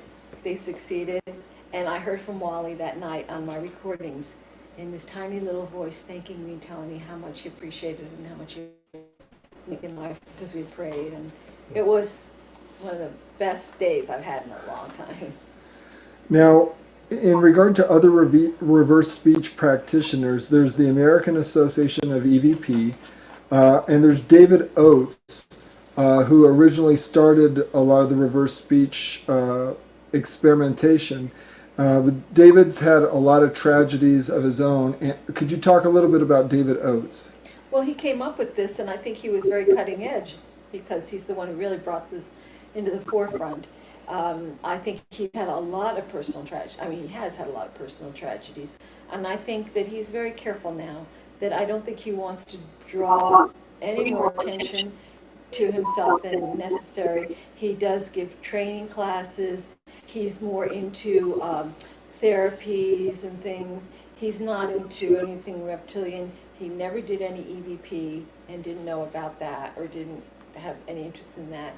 And so what he's getting is pretty mild compared to what I get. And Tom and Linda Butler have done EVP, but you say the reversals reveal... They're talking, Lisa Butler, they're talking to reptilians now. I reverse their EVP, and it's always a reptilian. Ken Welsh, about 3 weeks ago, had a website that predicted that there was going to be a nuclear device detonated in a ship near the Houston area to predicate a retaliation against the Middle East and maybe Iran. And when you reversed his reversals and the reversals that he had done on Condoleezza Rice and Rumsfeld and others, you correctly identified that he was wrong and that he was guessing, and that did not come to pass. How did you ascertain that conclusion? Because he refers to the ship but they're leaving on a ship. And he was hearing about that ship. That was my take on it. And that his reversals when he spoke, because it was hard for me to work with his reversals of Condoleezza Rice, but when I could reverse him, he basically said, "I'm guessing," and then he made a reference to they're leaving in May, and I knew then that when he said twice, "I'm guessing," he was trying to fit an interdimensional thing into a 3D paradigm, a ship. He wouldn't know that the reptilians were leaving on a big ship. So when he hears ship, he's thinking of a ship in the harbor. You know, he was putting two and two together. I mean, he was really trying to get the good stuff, but he was guessing. Now, with David Oates, he would hear owl, and he would hear certain animals or different nouns, and he would assign a metaphor to those that were different than the metaphor that you assigned to him. Yes. And can you talk a little bit about the differences between you and Oates in regard to the interpretations? Well, he sees all reversals as parts of the mind, metaphors for different things going on within mind. And I see them as that plus interdimensional activities. And so when he sees the owl, which is the number one metaphor for this reptilian group, he calls it the higher wisdom of the mind. When he sees snake and serpent as snake being deceptive, serpent being healing. I see it all as talking about these reptilians. The net he sees as confusion within your mind. The net is a frequency around the planet that holds us in. So if you're not looking at things interdimensionally, if you're just seeing them as parts of your psyche, you're going to get different things. Now, David Icke is probably the most prominent researcher who's well known for his reptilian research now. Originally it was conspiratorial and government control, and it evolved for him into, he put the pieces together and came up with the same types of things that you're coming up with. How has reading Icke, if you have read him or speaking with him, how has he influenced you? I couldn't read David for quite a while, just couldn't get through it. And I do think he's probably more accurate in his take on this, and on the history of this group with the secret societies and all that. Very, very accurate. He's very congruent in reverse. He does not get into the meat-eating aspect of it on the other side, although he does talk about them consuming flesh and blood during their satanic rituals. But that's more of a ritualistic thing. The people on the other side of their daily fare, they have restaurants on the other side that serve human meat. And so, he's got a lot of good information, way more technical thing about their symbols and their, secret societies and their history than I do. But just, that's a big gap, the meat eating of the astral people. And other than that, I have tremendous respect for David. Now, David went down to, I guess it was South America, and partook in some ayahuasca tea. Ayahuasca tea, yeah. And that particular episode led you to make a statement that you thought that Icke may have received some bad information while under the influence of this tea. Can you discuss that a little bit? In his reversals, he talks while he's talking about the voice that he heard speaking to him while under the influence of the tea. He refers to the voice as the serpent, and that she's lying. He'll lose the facts. That he did say that he was raped while he was under the influence, although I just remember that. And other things that I think that he was told things that were not true, like, for instance, they're not computer programs. He says they're computer programs brought on by the earth, which felt itself cut off from the source, and that's all wrong. He's got a up until the ayahuasca tea, he was doing great. Yes, we're all holographic, but I can't comment too much on that. But he is he's off on some of his key things as far as I'm concerned. Now, you also have a problem with channeling now, having done all this research, where before a lot of that channeled information you took to heart. Right. Specifically, let's talk about, because this person, Barbara Marciniak, has dealt with the Pleiadians and the reptilians in her book, Bringers of the Dawn. Tell me about what you know about Barbara Marciniak, and is Marciniak's Bringers of the Dawn accurate or inaccurate? I think there's both accuracy and inaccuracy. The grid is not an energy grid, it's a net that holds us in. I think that she talks a lot about the reptilians eating loosh, the energy from us, and that's absolutely correct. She does not deal with them eating flesh and blood, though, or astral flesh and blood, that I remember. And then she got really bizarre in some of her later works with, just drinking menstrual blood and things like that really I thought were getting really sounding very reptilian, in my opinion. But she did have some good stuff, but it's just always mixed in with some disinformation. Now, you've talked about reptilians masquerading as angels, putting on their angel costumes and putting on light being costumes. And that reptilians have engineered the near-death experiences to dupe humans, and that when spirit people die, they're actually propelled and dumped into the astral. Tell me about your take on the whole near-death and dying experience. I know that there are people who go into higher worlds. I can't talk to them. They're unavailable, but I have heard that they are, because I know I've asked about some of my loved ones, and they are in a place that's safe. They weren't grabbed and eaten. The people in the lower astral, I think, had problems in their lives, and for some reason the kids got in there too. I don't know how exactly why that happened.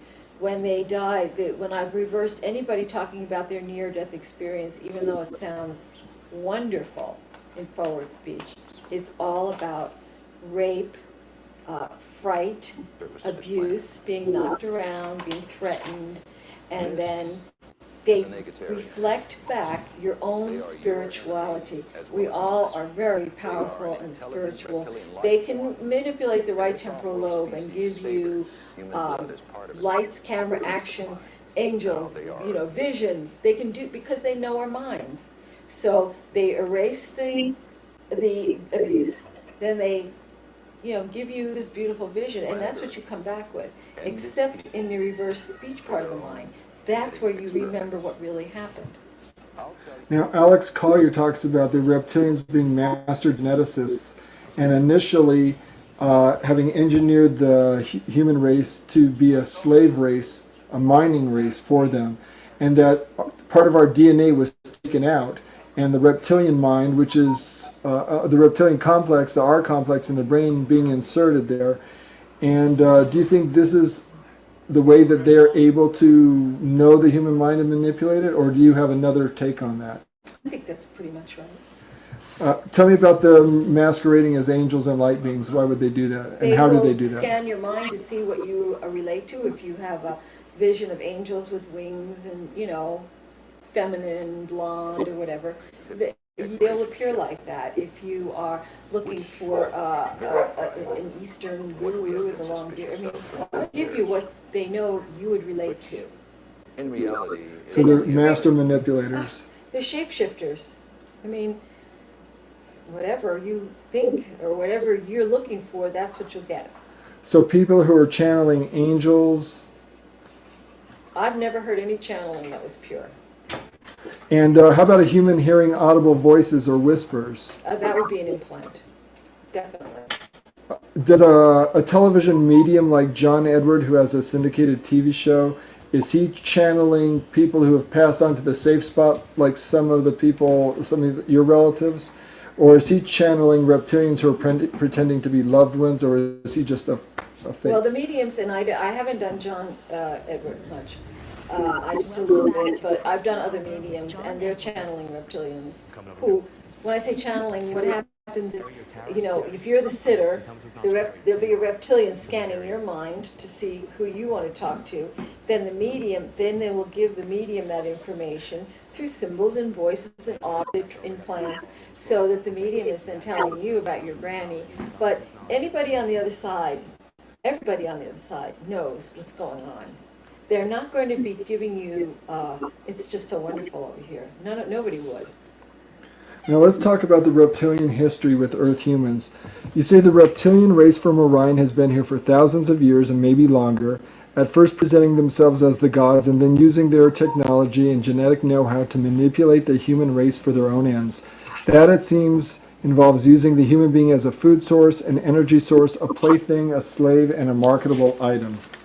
So initially you say that, as well, you mentioned the reptilians are physical beings and do have physical bodies, but these, it appears, are kept in a storage place once they arrive here, while they encase themselves in a physical human form to operate behind the scenes.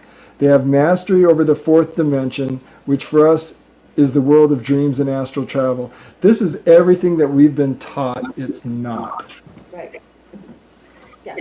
They come here. Now, Roger was the one who, because he's had so many encounters with them, watched them deplane. He watched them get off. He was taken astrally to, actually he was, I don't know if it was astral, but he said that he saw them coming in from the homeworld, that they would have on these sort of almost like latex costume faces, and they would use these while they're in transport, and I guess not to get anybody's attention. They have physical bodies, which they may keep on when they're underground or in these bases, because people have said they've seen reptilians. That's when they're in the physical. But they found that if they can take off, get out, step out of their physical body, step into a human physical body, they can operate here behind the scenes, controlling and manipulating without any problem. So that's really how they do it.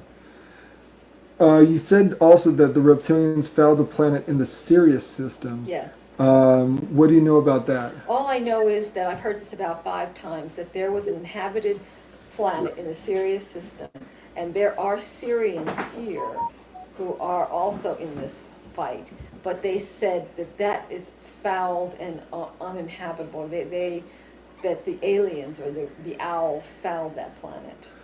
Do you think there's a possibility the metaphor, the wolf, relates to Sirius, the dog star? I know you mentioned that. I don't know. I never thought about it. I just always thought that it was having to do with them. Reptilians, okay. Now you talk about the Owl's Opera. What is the Owl's Opera? The Owl's Opera is this great theater that we have going on out here. And it initially occurred because there was an invasion by a very advanced race from Orion, that being the reptilians? Yeah. How long ago did that happen? I don't really know how many thousands of years. They've been here for a long time. And what was Earth like before they showed up? It was supposedly, I've heard, it was beautiful. It was, one woman called it my Eden. You took away my Eden. We, as a species, the human race, was evolving on this beautiful planet just wonderfully, but naive enough to when these gods came, so-called, and they wowed everybody with their technologies, and then they started this whole thing. So, every culture has its gods and goddesses, the Greek gods and all these different Sumerians, and I think, but it was after the last passing of the planet X with the great flood stories that are all over, that's when they decided not to come back in their own or in a physical form. That was when the decision was made to come and be cloaked in human beings, so that because all of a sudden there are no gods. Now all of a sudden we're sort of left on our own, but we're not. That's when they decided to use the cloaking of humans. So have the reptilians been involved in the Lemurian or the quiet invasion of Atlantis? I don't really know that. I can't seem to get much information about Lemuria or Atlantis. For some reason, I just can't seem to get it back. Now, what do you think about the paradigm on planet Earth of slaughtering animals for food? Where does that come from? Is that a reptilian philosophy? I think so, but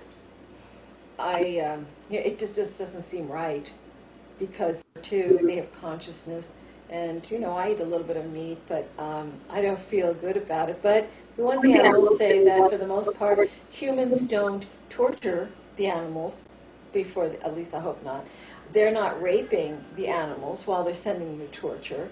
They're not purposely torturing the animals' children in front of them while they're raping those animals while they're sending them to be killed. You know what I'm saying? This is A level of perversion. This is a that's- level of perversion you can't even imagine. You said there were advanced reptilian geneticists that manipulated human DNA. Is that your, or am I confusing that with somebody else? I think that's probably true, but I don't know that. You haven't heard it in reverse speech. It's hard to get that kind of technical information. Now, tell me if you have a problem with any of these Okay. statements. Reptilians mated with human women to create bloodline families. This That's is probably true. Ike material. Reptilians leave their reptilian bodies in storage when they come here. I think that's true. Reptilians survived the last time Planet X passed. They left. They loosened the net as the planet made the passage. Then they sent down their minions to check out the situation. And once things settled down, they came back. That's what I heard in reverse. And the reptilians set up all the political, religious, and financial structures on Earth. Yes. You said in your final posting on your website, there are those here who were brought down while trying to help and have been stuck in the reincarnational cycle. They have had their memories wiped and are just plugging along like most of the planet. I think the difference is that those from elsewhere are always trying to figure things out. They are not really comfortable here. They, all of you I would suspect, are on these types of websites reading voraciously different esoteric books, whether religious, metaphysical, UFO, paranormal, etc. There is a feeling that something is wrong and they're always seeking answers. So how did the reptilians put up this net, or this net technology? Do you have any information about that? I don't really have that much information. It's layers. It's not just a net. This is layers. I think this, one inside of the other. A Chinese box. Kind of that way. I know it's, I heard it referred to as the Martian net, so I think that this extends all the way to Mars. And I know that they use wormholes and portals in order to transport body parts and what have you from energy points here, probably portals or energy centers, which are there connected to wormholes. They use those to transport to Mars and to Orion. That is the one place that they're most vulnerable, because they're not real. They're sort of outside of the net in a way. So they were furious when I heard that, and I talked about it to the recorder, by the way. Now, you say reptilians want to keep us endlessly shut down, fighting amongst ourselves. How does that help them? Well, we never turn around to see who's creating the mess, and we just keep fighting each other. And you also said we cannot create our own reality right now because we are inside the matrix of the net. Mm-hmm. Does that give you a hopeless feeling, or what can we do if we can't create our own reality right now? Well, I don't have a hopeless feeling because it's still changing. If I thought this was going to go on forever, because I know what their agenda was. Their future agenda was to microchip everybody, to have certain people set aside as slaves, the rest were in concentration camps and as a constant food source. And then they would probably alter the environment so that it would be comfortable for them, because they're blind in the sunlight, can't see in the sunlight. So that would have been our future, a total slave, lockdown slave planet. Now, if I didn't know that Planet X was coming in to shred the net, being sent by God, the Creator, and if I didn't know that this whole reality was changing, I probably wouldn't be able to get out of bed in the morning because it would be so depressing. But as it is, I am very, very hopeful that this is going to change, and we're going to be rescued from this mess. What if the fourth dimension, the lower astral, was someplace in the solar system, physical frequency we couldn't see, like on Mars or on Venus? Do you think that's possible? Well, I think that you can't see them on, like the fourth dimension is on Mars. There probably is a fourth dimension all over, just like if 3 dimensions. And they operate on Mars in the 4th dimension. They're not physically there on the planet. They're there interdimensionally, I believe. So when you talk about spirit people leaving their bodies, being propelled and dumped on their way out, you said they've bumped their heads on the net. What do you mean by that? Well, when they try to get out of your body, it's like a Faraday cage. And when Robert Monroe was put into a Faraday cage, he could astral travel. But in the Faraday cage, when he got out of his body, he would hit that, and his astral body could not go through the Faraday cage, which was electrified. And this is what's happened. And what happens is they may project out to a certain point if they're pretty aware, and then they'll hit the barrier, and then they'll just be accosted, surrounded, taken away. Robert Monroe also mentions loosh. How is that important in understanding this phenomena? Well, they regularly they're parasitic as well as eating astral flesh and sometimes physical flesh. They are parasitic, so they ingest energy through while people are sleeping or meditating or in a restful state. If you feel a vibration, like in a certain body part or on your face, just like a light tingly, then somebody's sucking your energy. You can feel it in different areas. Usually it's around a chakra or a major organ, because that's where most of the energy is housed. And so they'll be feeding on you. And I've heard them talk about, waiting for somebody to go to sleep so they'll feed on them. You've also talked about reptilians can take good astral people and through reincarnation can force them back into the cycle of the net. Yeah, they do. Is this from the reverse speech that you hear this, or the EVP? I don't think I've heard that through reverse speech. I think I heard that through other information. So I can't say, but I know that they call it recycling, when they cycle somebody back into the game, into the physical world. After all, this is where children are brought in. The other planes, they don't have children. They can't have children on the lower astral. So in order for them to create new babies with consciousness, they can create all kinds of hybrids and stuff. But they want the consciousness. They want the memories and the experience and the emotions of a real human being.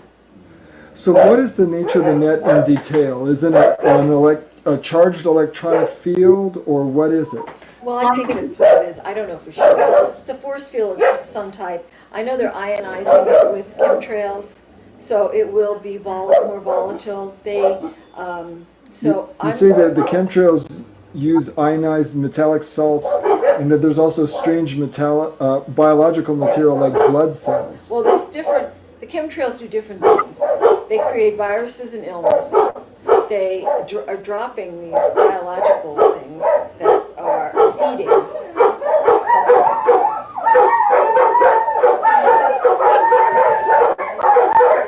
It's a sound fest. They're hearing coyotes. They'll join in.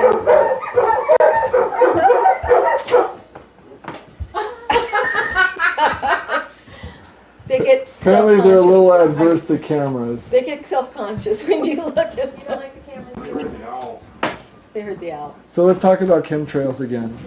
The chemtrails, from what I understand, again, it's hard for me to get real technical information from reverse speaking because I'm not that good at it. The biological organisms are for seeding people. They want to get as many people seeded as possible before they leave. So they're dropping these biological, it's seeds of their own kind. That's what I understand. Then there's the viruses and things that they will, I've heard Cheney say in reverse, there's too many of them douse the air. So they're trying to make us sick through chemtrails. And they're ionizing it. They want to set this net on fire. They're going to use probably HARP to get it going. And that's to help charge it so it becomes more volatile. That's what I believe. Can a net produce holograms and screened images? Oh, I believe so. What happens if an ET Alliance ship is brought down within the net? They're screwed. Yeah, they're screwed. They're, what are we doing here? That's what happened to all of us, I can guarantee you.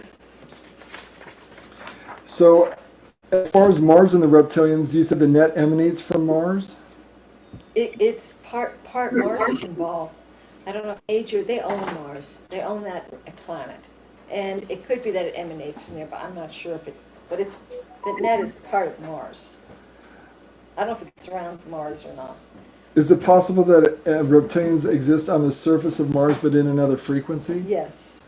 You also mentioned that on Mars there have been photographs of glass tunnels. Is that accurate? Have you? I only know that from seeing the photographs. I know they have underground, they're underground, they have huge bases there. And what else do they have going on Mars? Well, that's where they take a lot of the people that die. And that's where they kill them again. And they have huge meat lockers there. And that's where the ship will stop on its way out to pick up more meat. These animals, these lizards have just voracious appetites. Voracious. They use a lot of meat. Now, regarding the reptilians, you've said, we've been handed belief systems, political and religious, which have been used to great advantage by this group to promote dissension, hatred, bigotry, and cause war. War has created benefits for this group on every level, but primarily it is a feast, as the fallen soldier, young, healthy, and filled with adrenaline and fear, is the favorite food source of this group. Once on the other side, the soldier is again faced with his death, and this time at the hands of leering reptiles mocking his sacrifice for a patriotic cause. Within the last few years, we have had an invasion of perhaps tens of thousands or even more of these new arrivals. Most of these are clone beings with no compassion whatsoever. They were given an extra Y chromosome in order to be more aggressive. I would say that this group is virtually all male, and in the past I have spoken to some of these entities who have been born naturally as well as females of their species, and it seems now the male cloned reptilians are dominating the interdimensional world. This started happening in September 2004, you say, where these large numbers started coming from Orion. How can reptilians play with the mind of a human? How can they mind hack to find out what scares us? They have specialists. They have specialists in all different fields. Not all of them, they don't all read minds. They have specialists that read minds. They have others they have labs where they work on their technologies to do different things. They had a whole group that really perfected the near-death experience. I mean, because in the past it wasn't called upon that often how many people were resuscitated, not very many. So it was just in recent times. So they put forth a great effort to be able to create this whole thing so that we're having this, now we have millions of people having this experience. They have specialists, they have just the minions, they have the soldiers, the worker, they just have, it's very structured, just kind of like here. And are reptilians stealing fetuses from human mothers? Oh yeah. For what purpose? They eat them. Well, now, there's two purposes. If they're just human, they're food. If they're hybrids, if they're Pleiadian, they're trying to get Pleiadian hybridization. They want Pleiadian DNA badly. That's why with my friend who's a Pleiadian, he's raped continuously. They have told me they have hundreds of his offspring, hundreds that they have created because they want that genetic material. Now, when humans kill each other, you say the reptilians feast. They wait. They told me you make war, we plan the wars, you fight, and we dine. And I have a reversal that says in World War II, when Bush was talking to the war vets, he says, we ate so many then we hiccuped. This is why we have war. Strictly, well, there's different reasons. They can make money and it's control, but it's mainly to eat. So did they instigate murders as well? Oh, yeah. So there was a case that you and Ted investigated back in 94, 95 involving a man who claimed to have killed people under the influence of aliens. I think his name is Moody. I guarantee you he was telling the truth. At the time, I wasn't sure. But he said aliens influenced him to kill those women.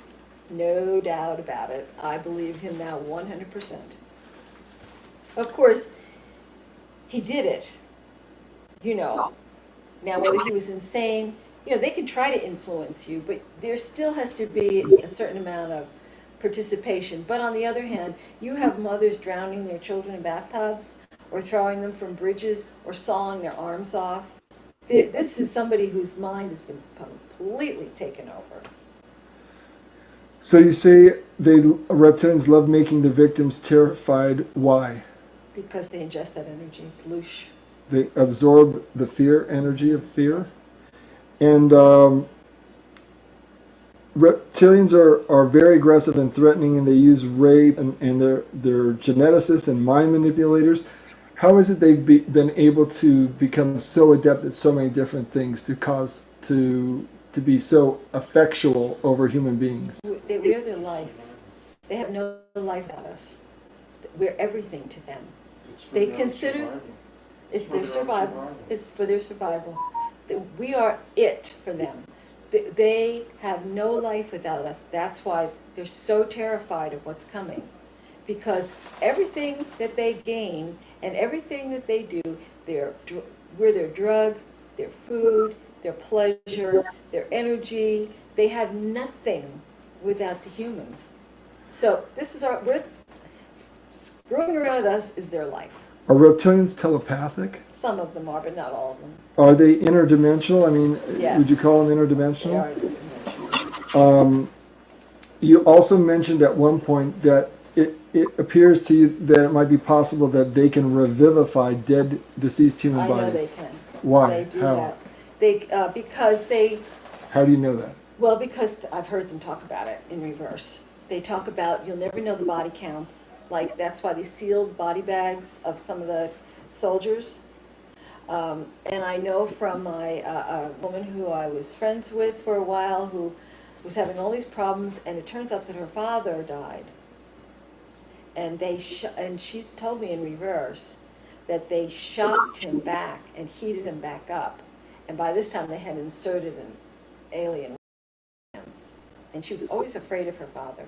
And it was a very difficult relationship. But they use and revivify dead people. If they're not too bad, they can bring them back. They prefer that to cloning, I believe. I think clones fall apart too easily. Clones don't seem to hold up. Yeah. Now let's talk about the religious involvement here. Religions, you say, were set up to give us a reason to fight, and the reptilians have created this sinner mentality. And why did they do that? Well, because it gives them an excuse to punish, torture, and they use the idea of well, it's like the people who they send into the lower astral. They were convinced that they were sinners, and that's why they're there, and that's why they're getting this bad treatment. So does a person's belief system upon their death play a role in where they end up after? Yes, I believe that's true. And so if they program us to have a certain belief structure, and they believe that they're sinners and they're not worthy, they're going to end up in the lower astral and end up being food for the reptilians. I think that's how it works, yes. How is that? You say the Catholic Church is heavily infested with reptilians, and the Catholic Church agenda and the reptilian agenda coincide, and that pedophilia is part of that whole scenario too. Correct, yes. Elaborate more on the Catholic Church's involvement. Well, I think when you have a power structure that controls huge masses of people, that's a reptilian agenda there. Whether it's government or religious. Now you've got, the Catholic Church controls the lives of many, many people, but also can set up the sin, hell, purgatory scenarios so that then, if you are a sinner and you die, then okay, you expect that you're going to suffer, and they're glad to help you out with that.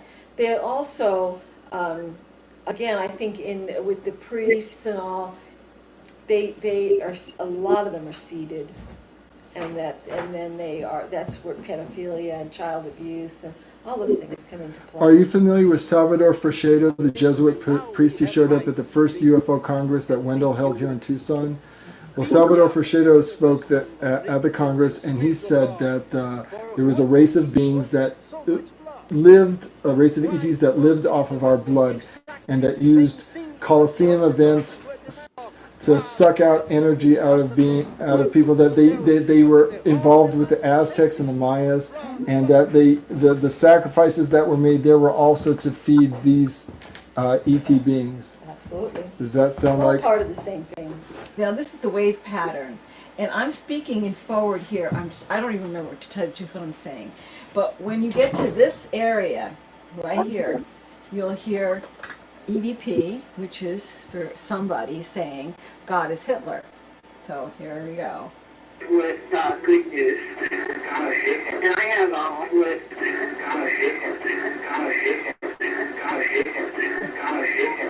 God is Hitler. So that was pretty yeah, clear. very clearly? Yeah. Yeah, but I wanted to say that. Yeah. So the way it works is like there's the person actually speaking, you're actually looking at their recorded speech, but then someone, something from elsewhere is also putting their 2 cents worth Right. into the. Yeah, that. Or maybe not. Maybe it'll be. Maybe it will be just as physical as this. Nick, what do you think about Peggy's research? I think it has a lot of validity. Unfortunately, it's sort of subjective.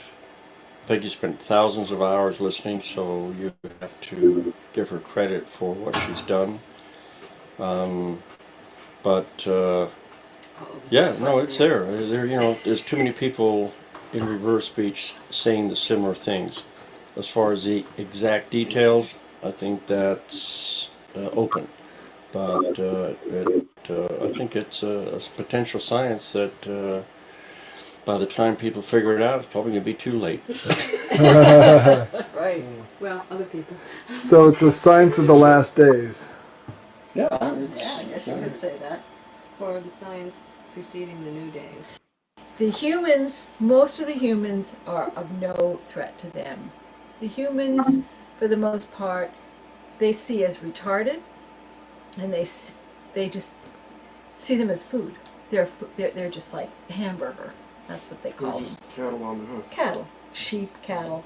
Now the Pleiadians who got stuck here, that's a different story. They know that we're all trying to wake up. We're the ones who are doing this on these websites, trying to figure things out. Even if they get channeled into something very religious, it's usually just always trying to question what is going on here. Whereas other people just, they're at the ball game or the mall or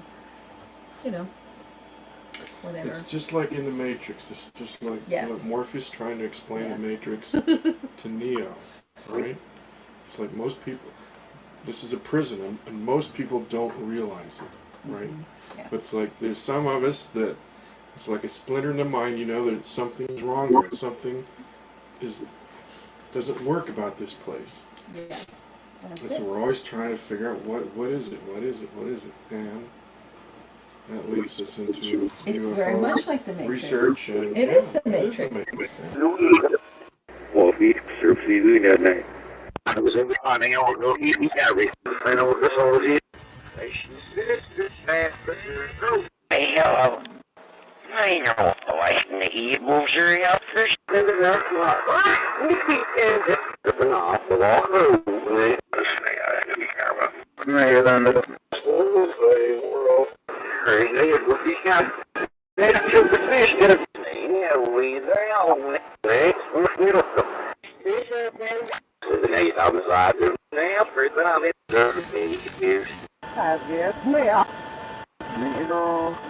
Yes, and that's how weird moves getting out. Taking all kinds of cigarette. Yeah.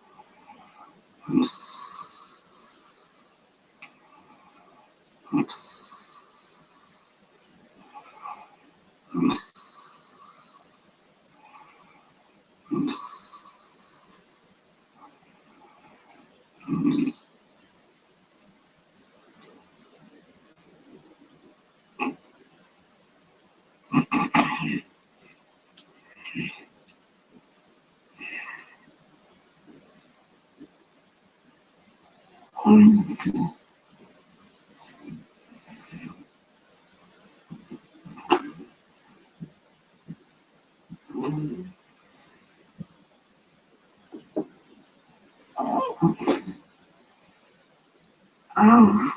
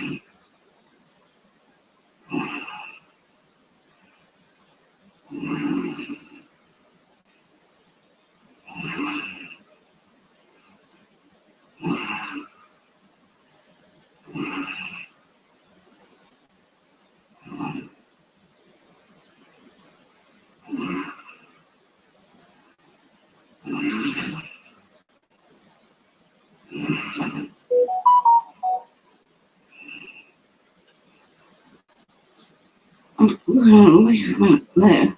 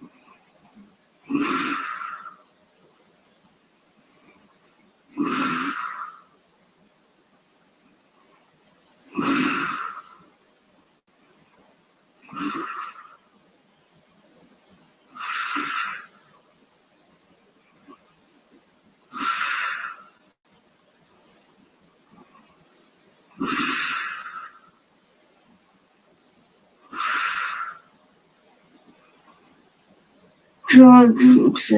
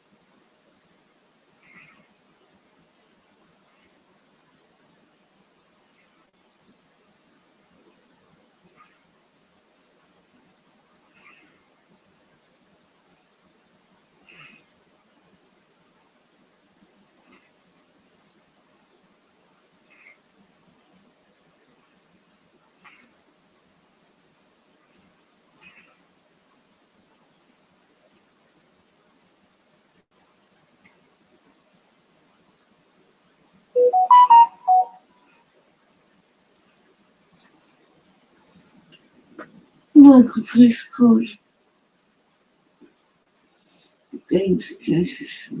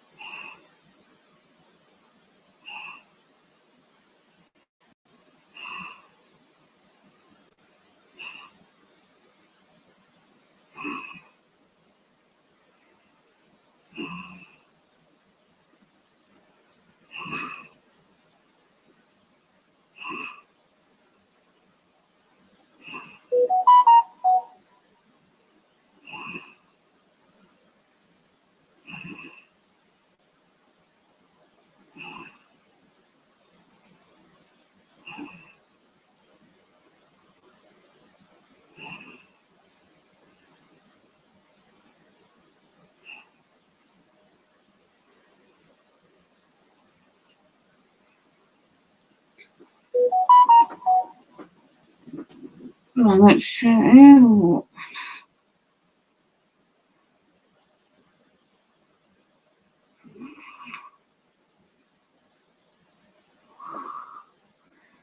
know alive is coming back.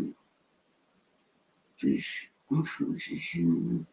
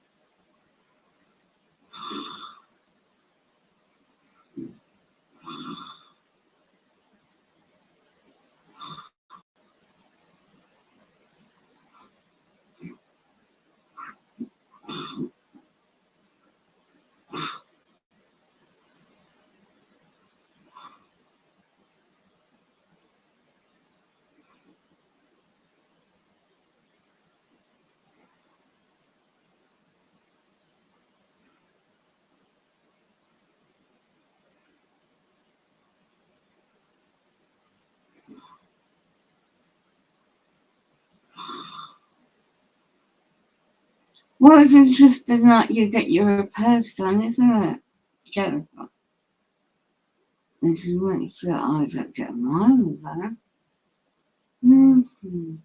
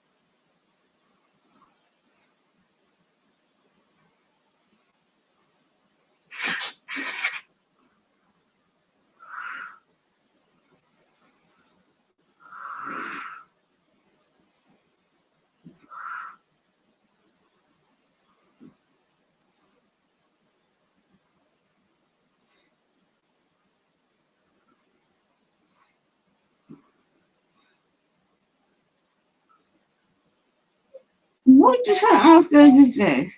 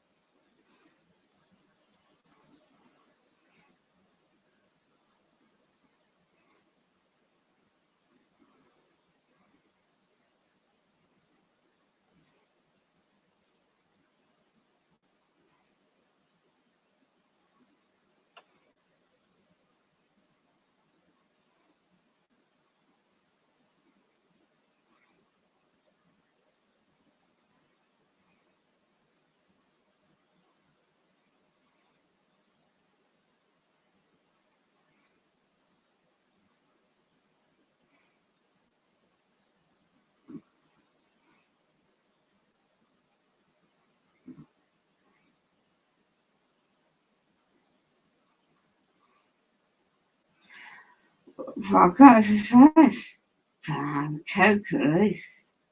We're not going to follow a street.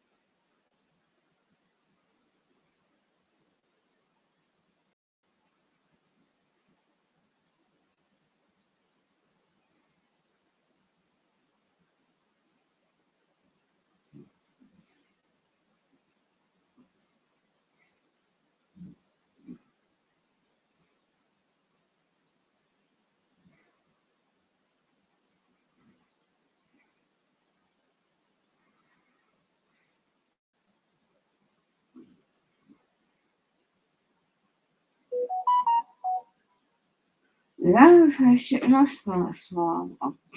But as years go on, I was involved with them. Just life got in the way and my situation. I still, of course, gives me a peace. I think name is shame. That means living up on that. I don't understand. It's okay, it's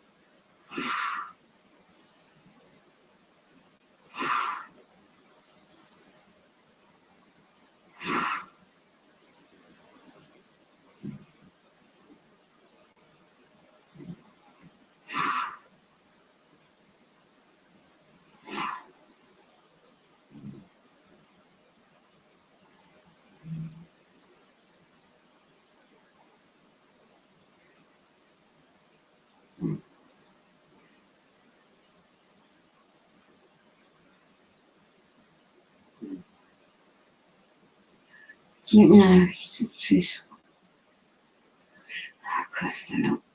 no,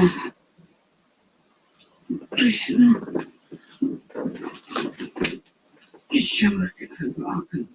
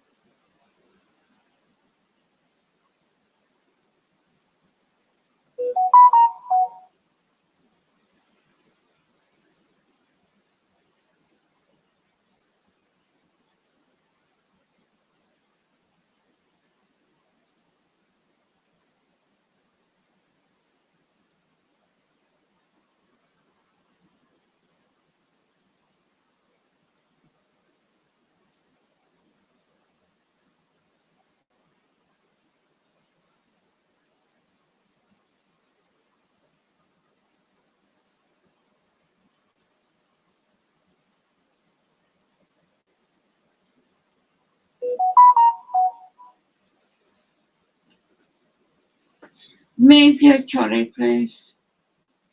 Move it. Thank you, move it. Well, you better, because that's my disabled way. I need to use it.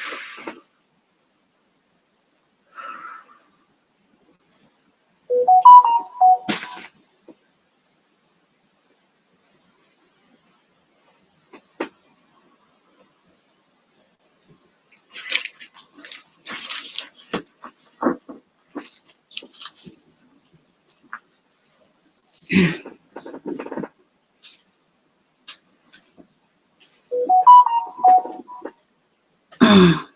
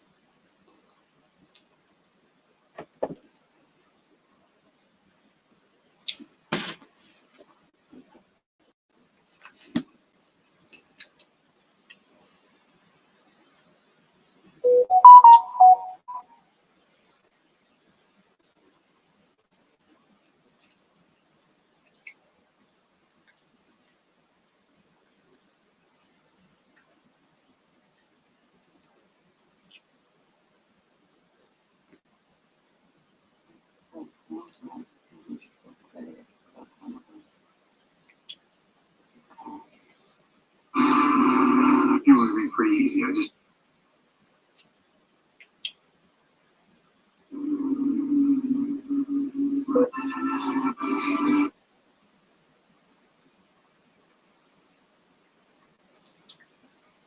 everybody contributes. Bio.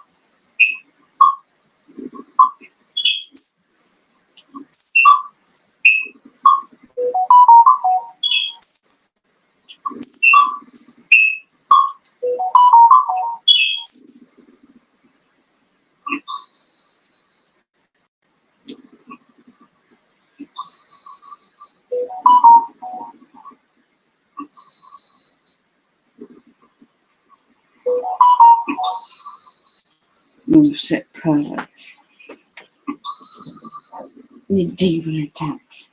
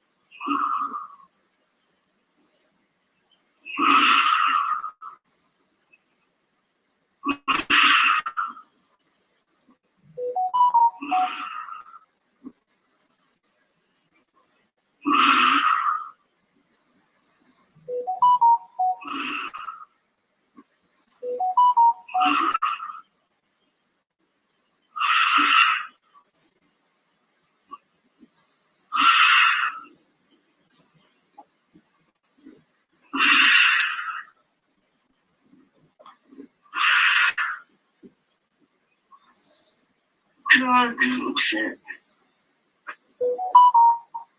Yeah.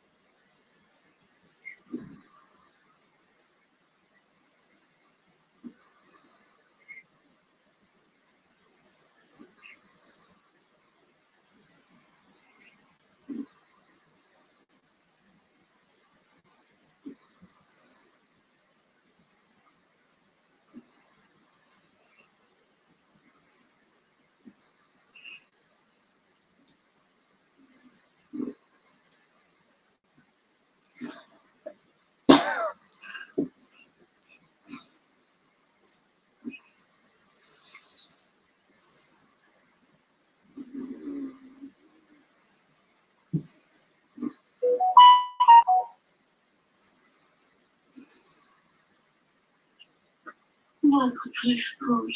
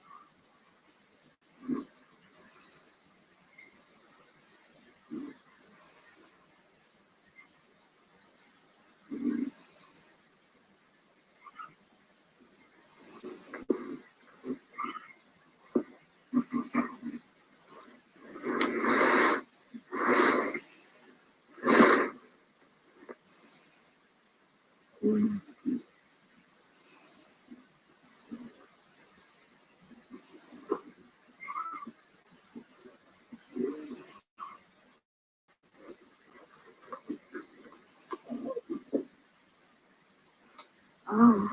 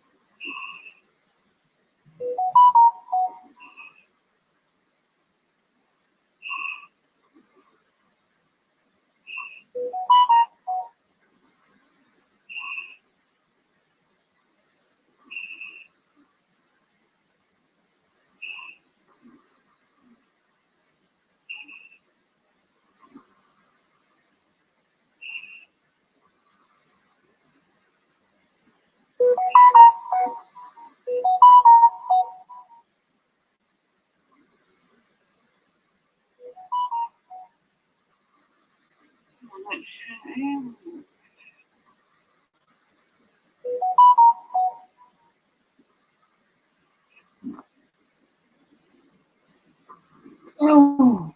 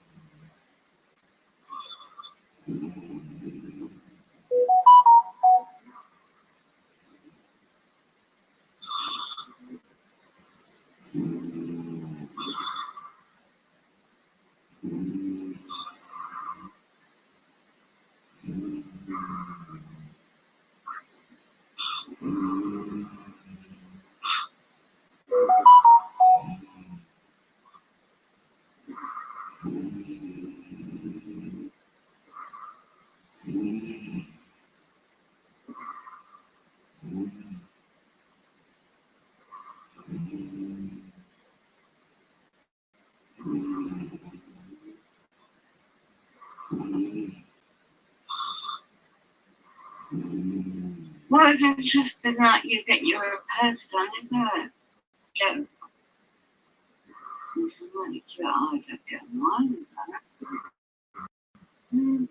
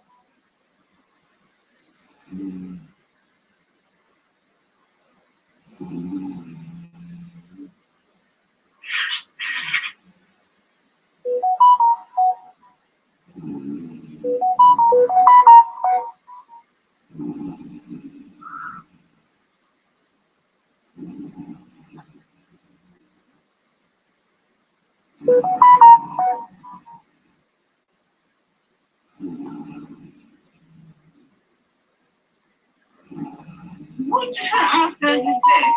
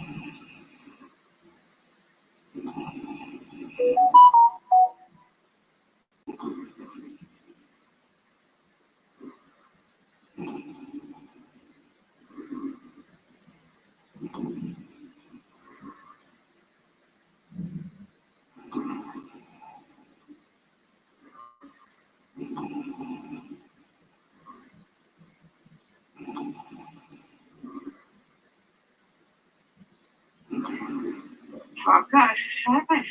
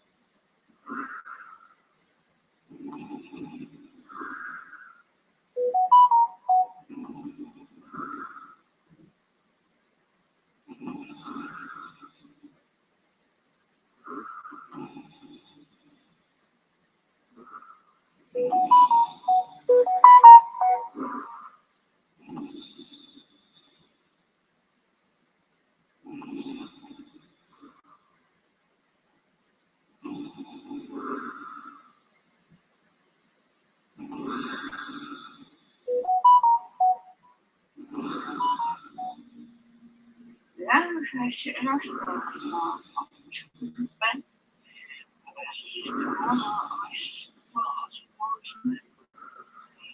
我说昨天怎么是出山？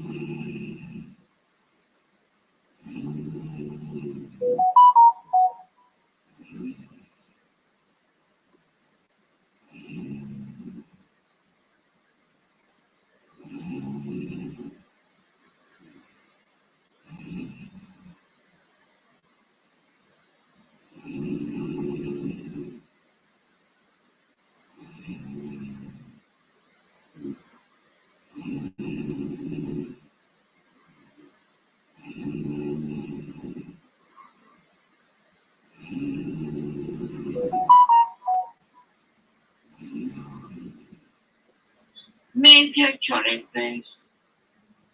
Maybe.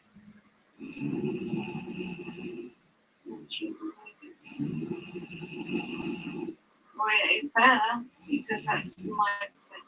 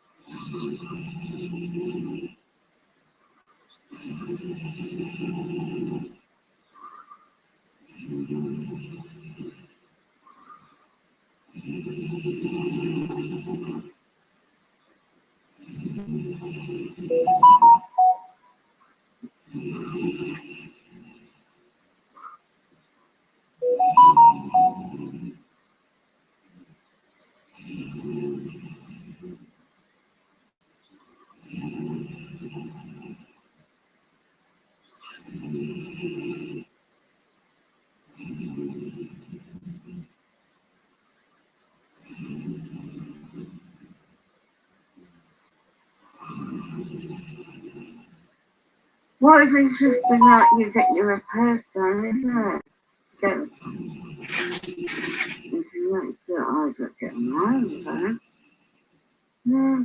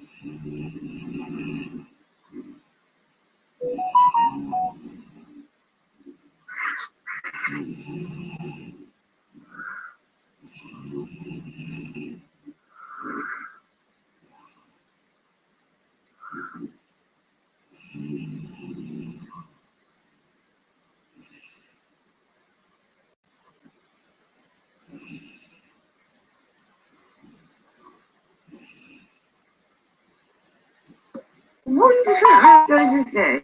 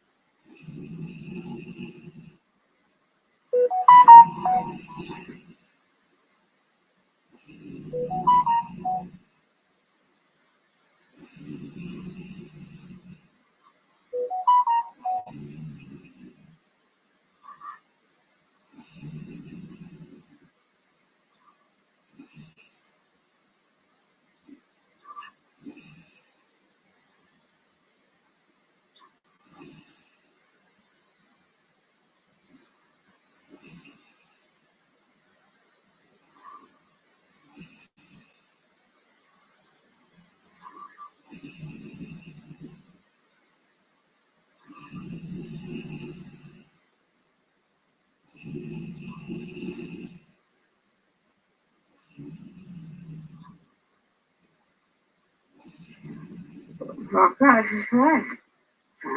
That's good. They don't know how to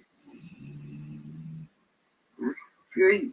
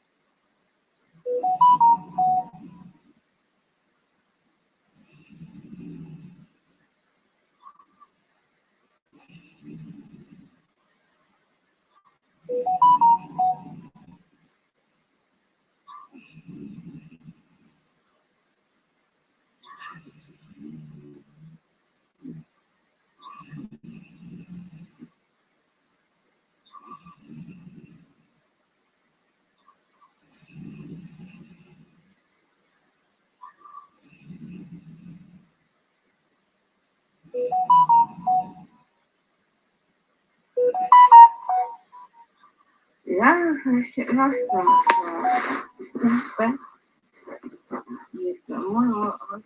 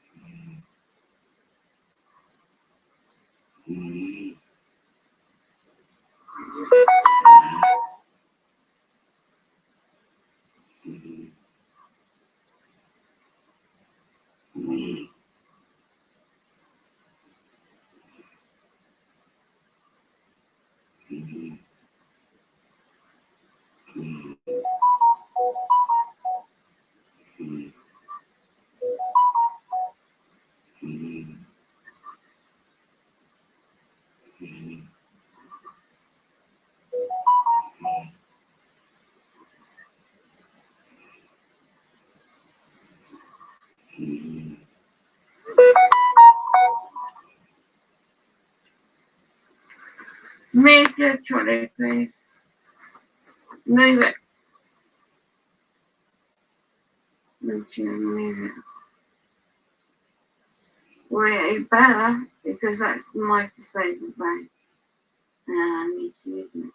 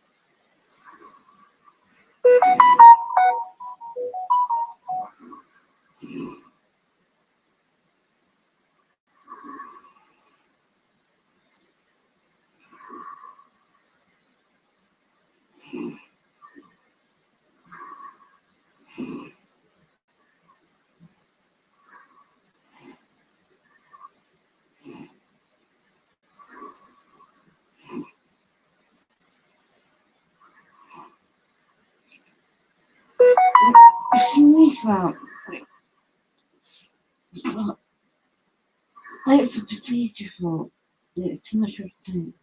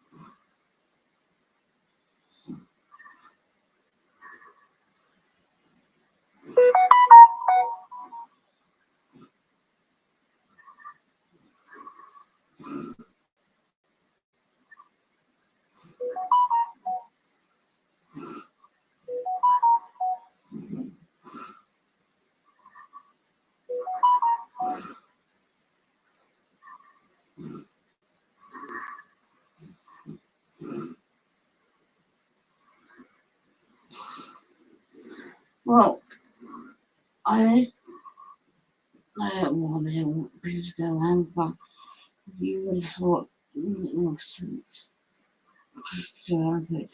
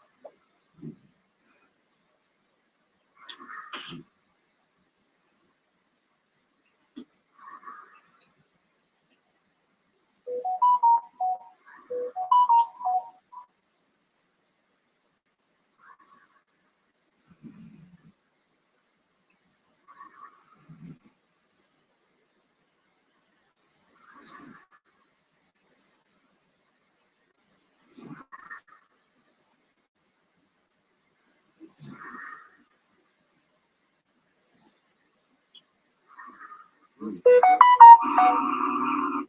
pretty easy. I just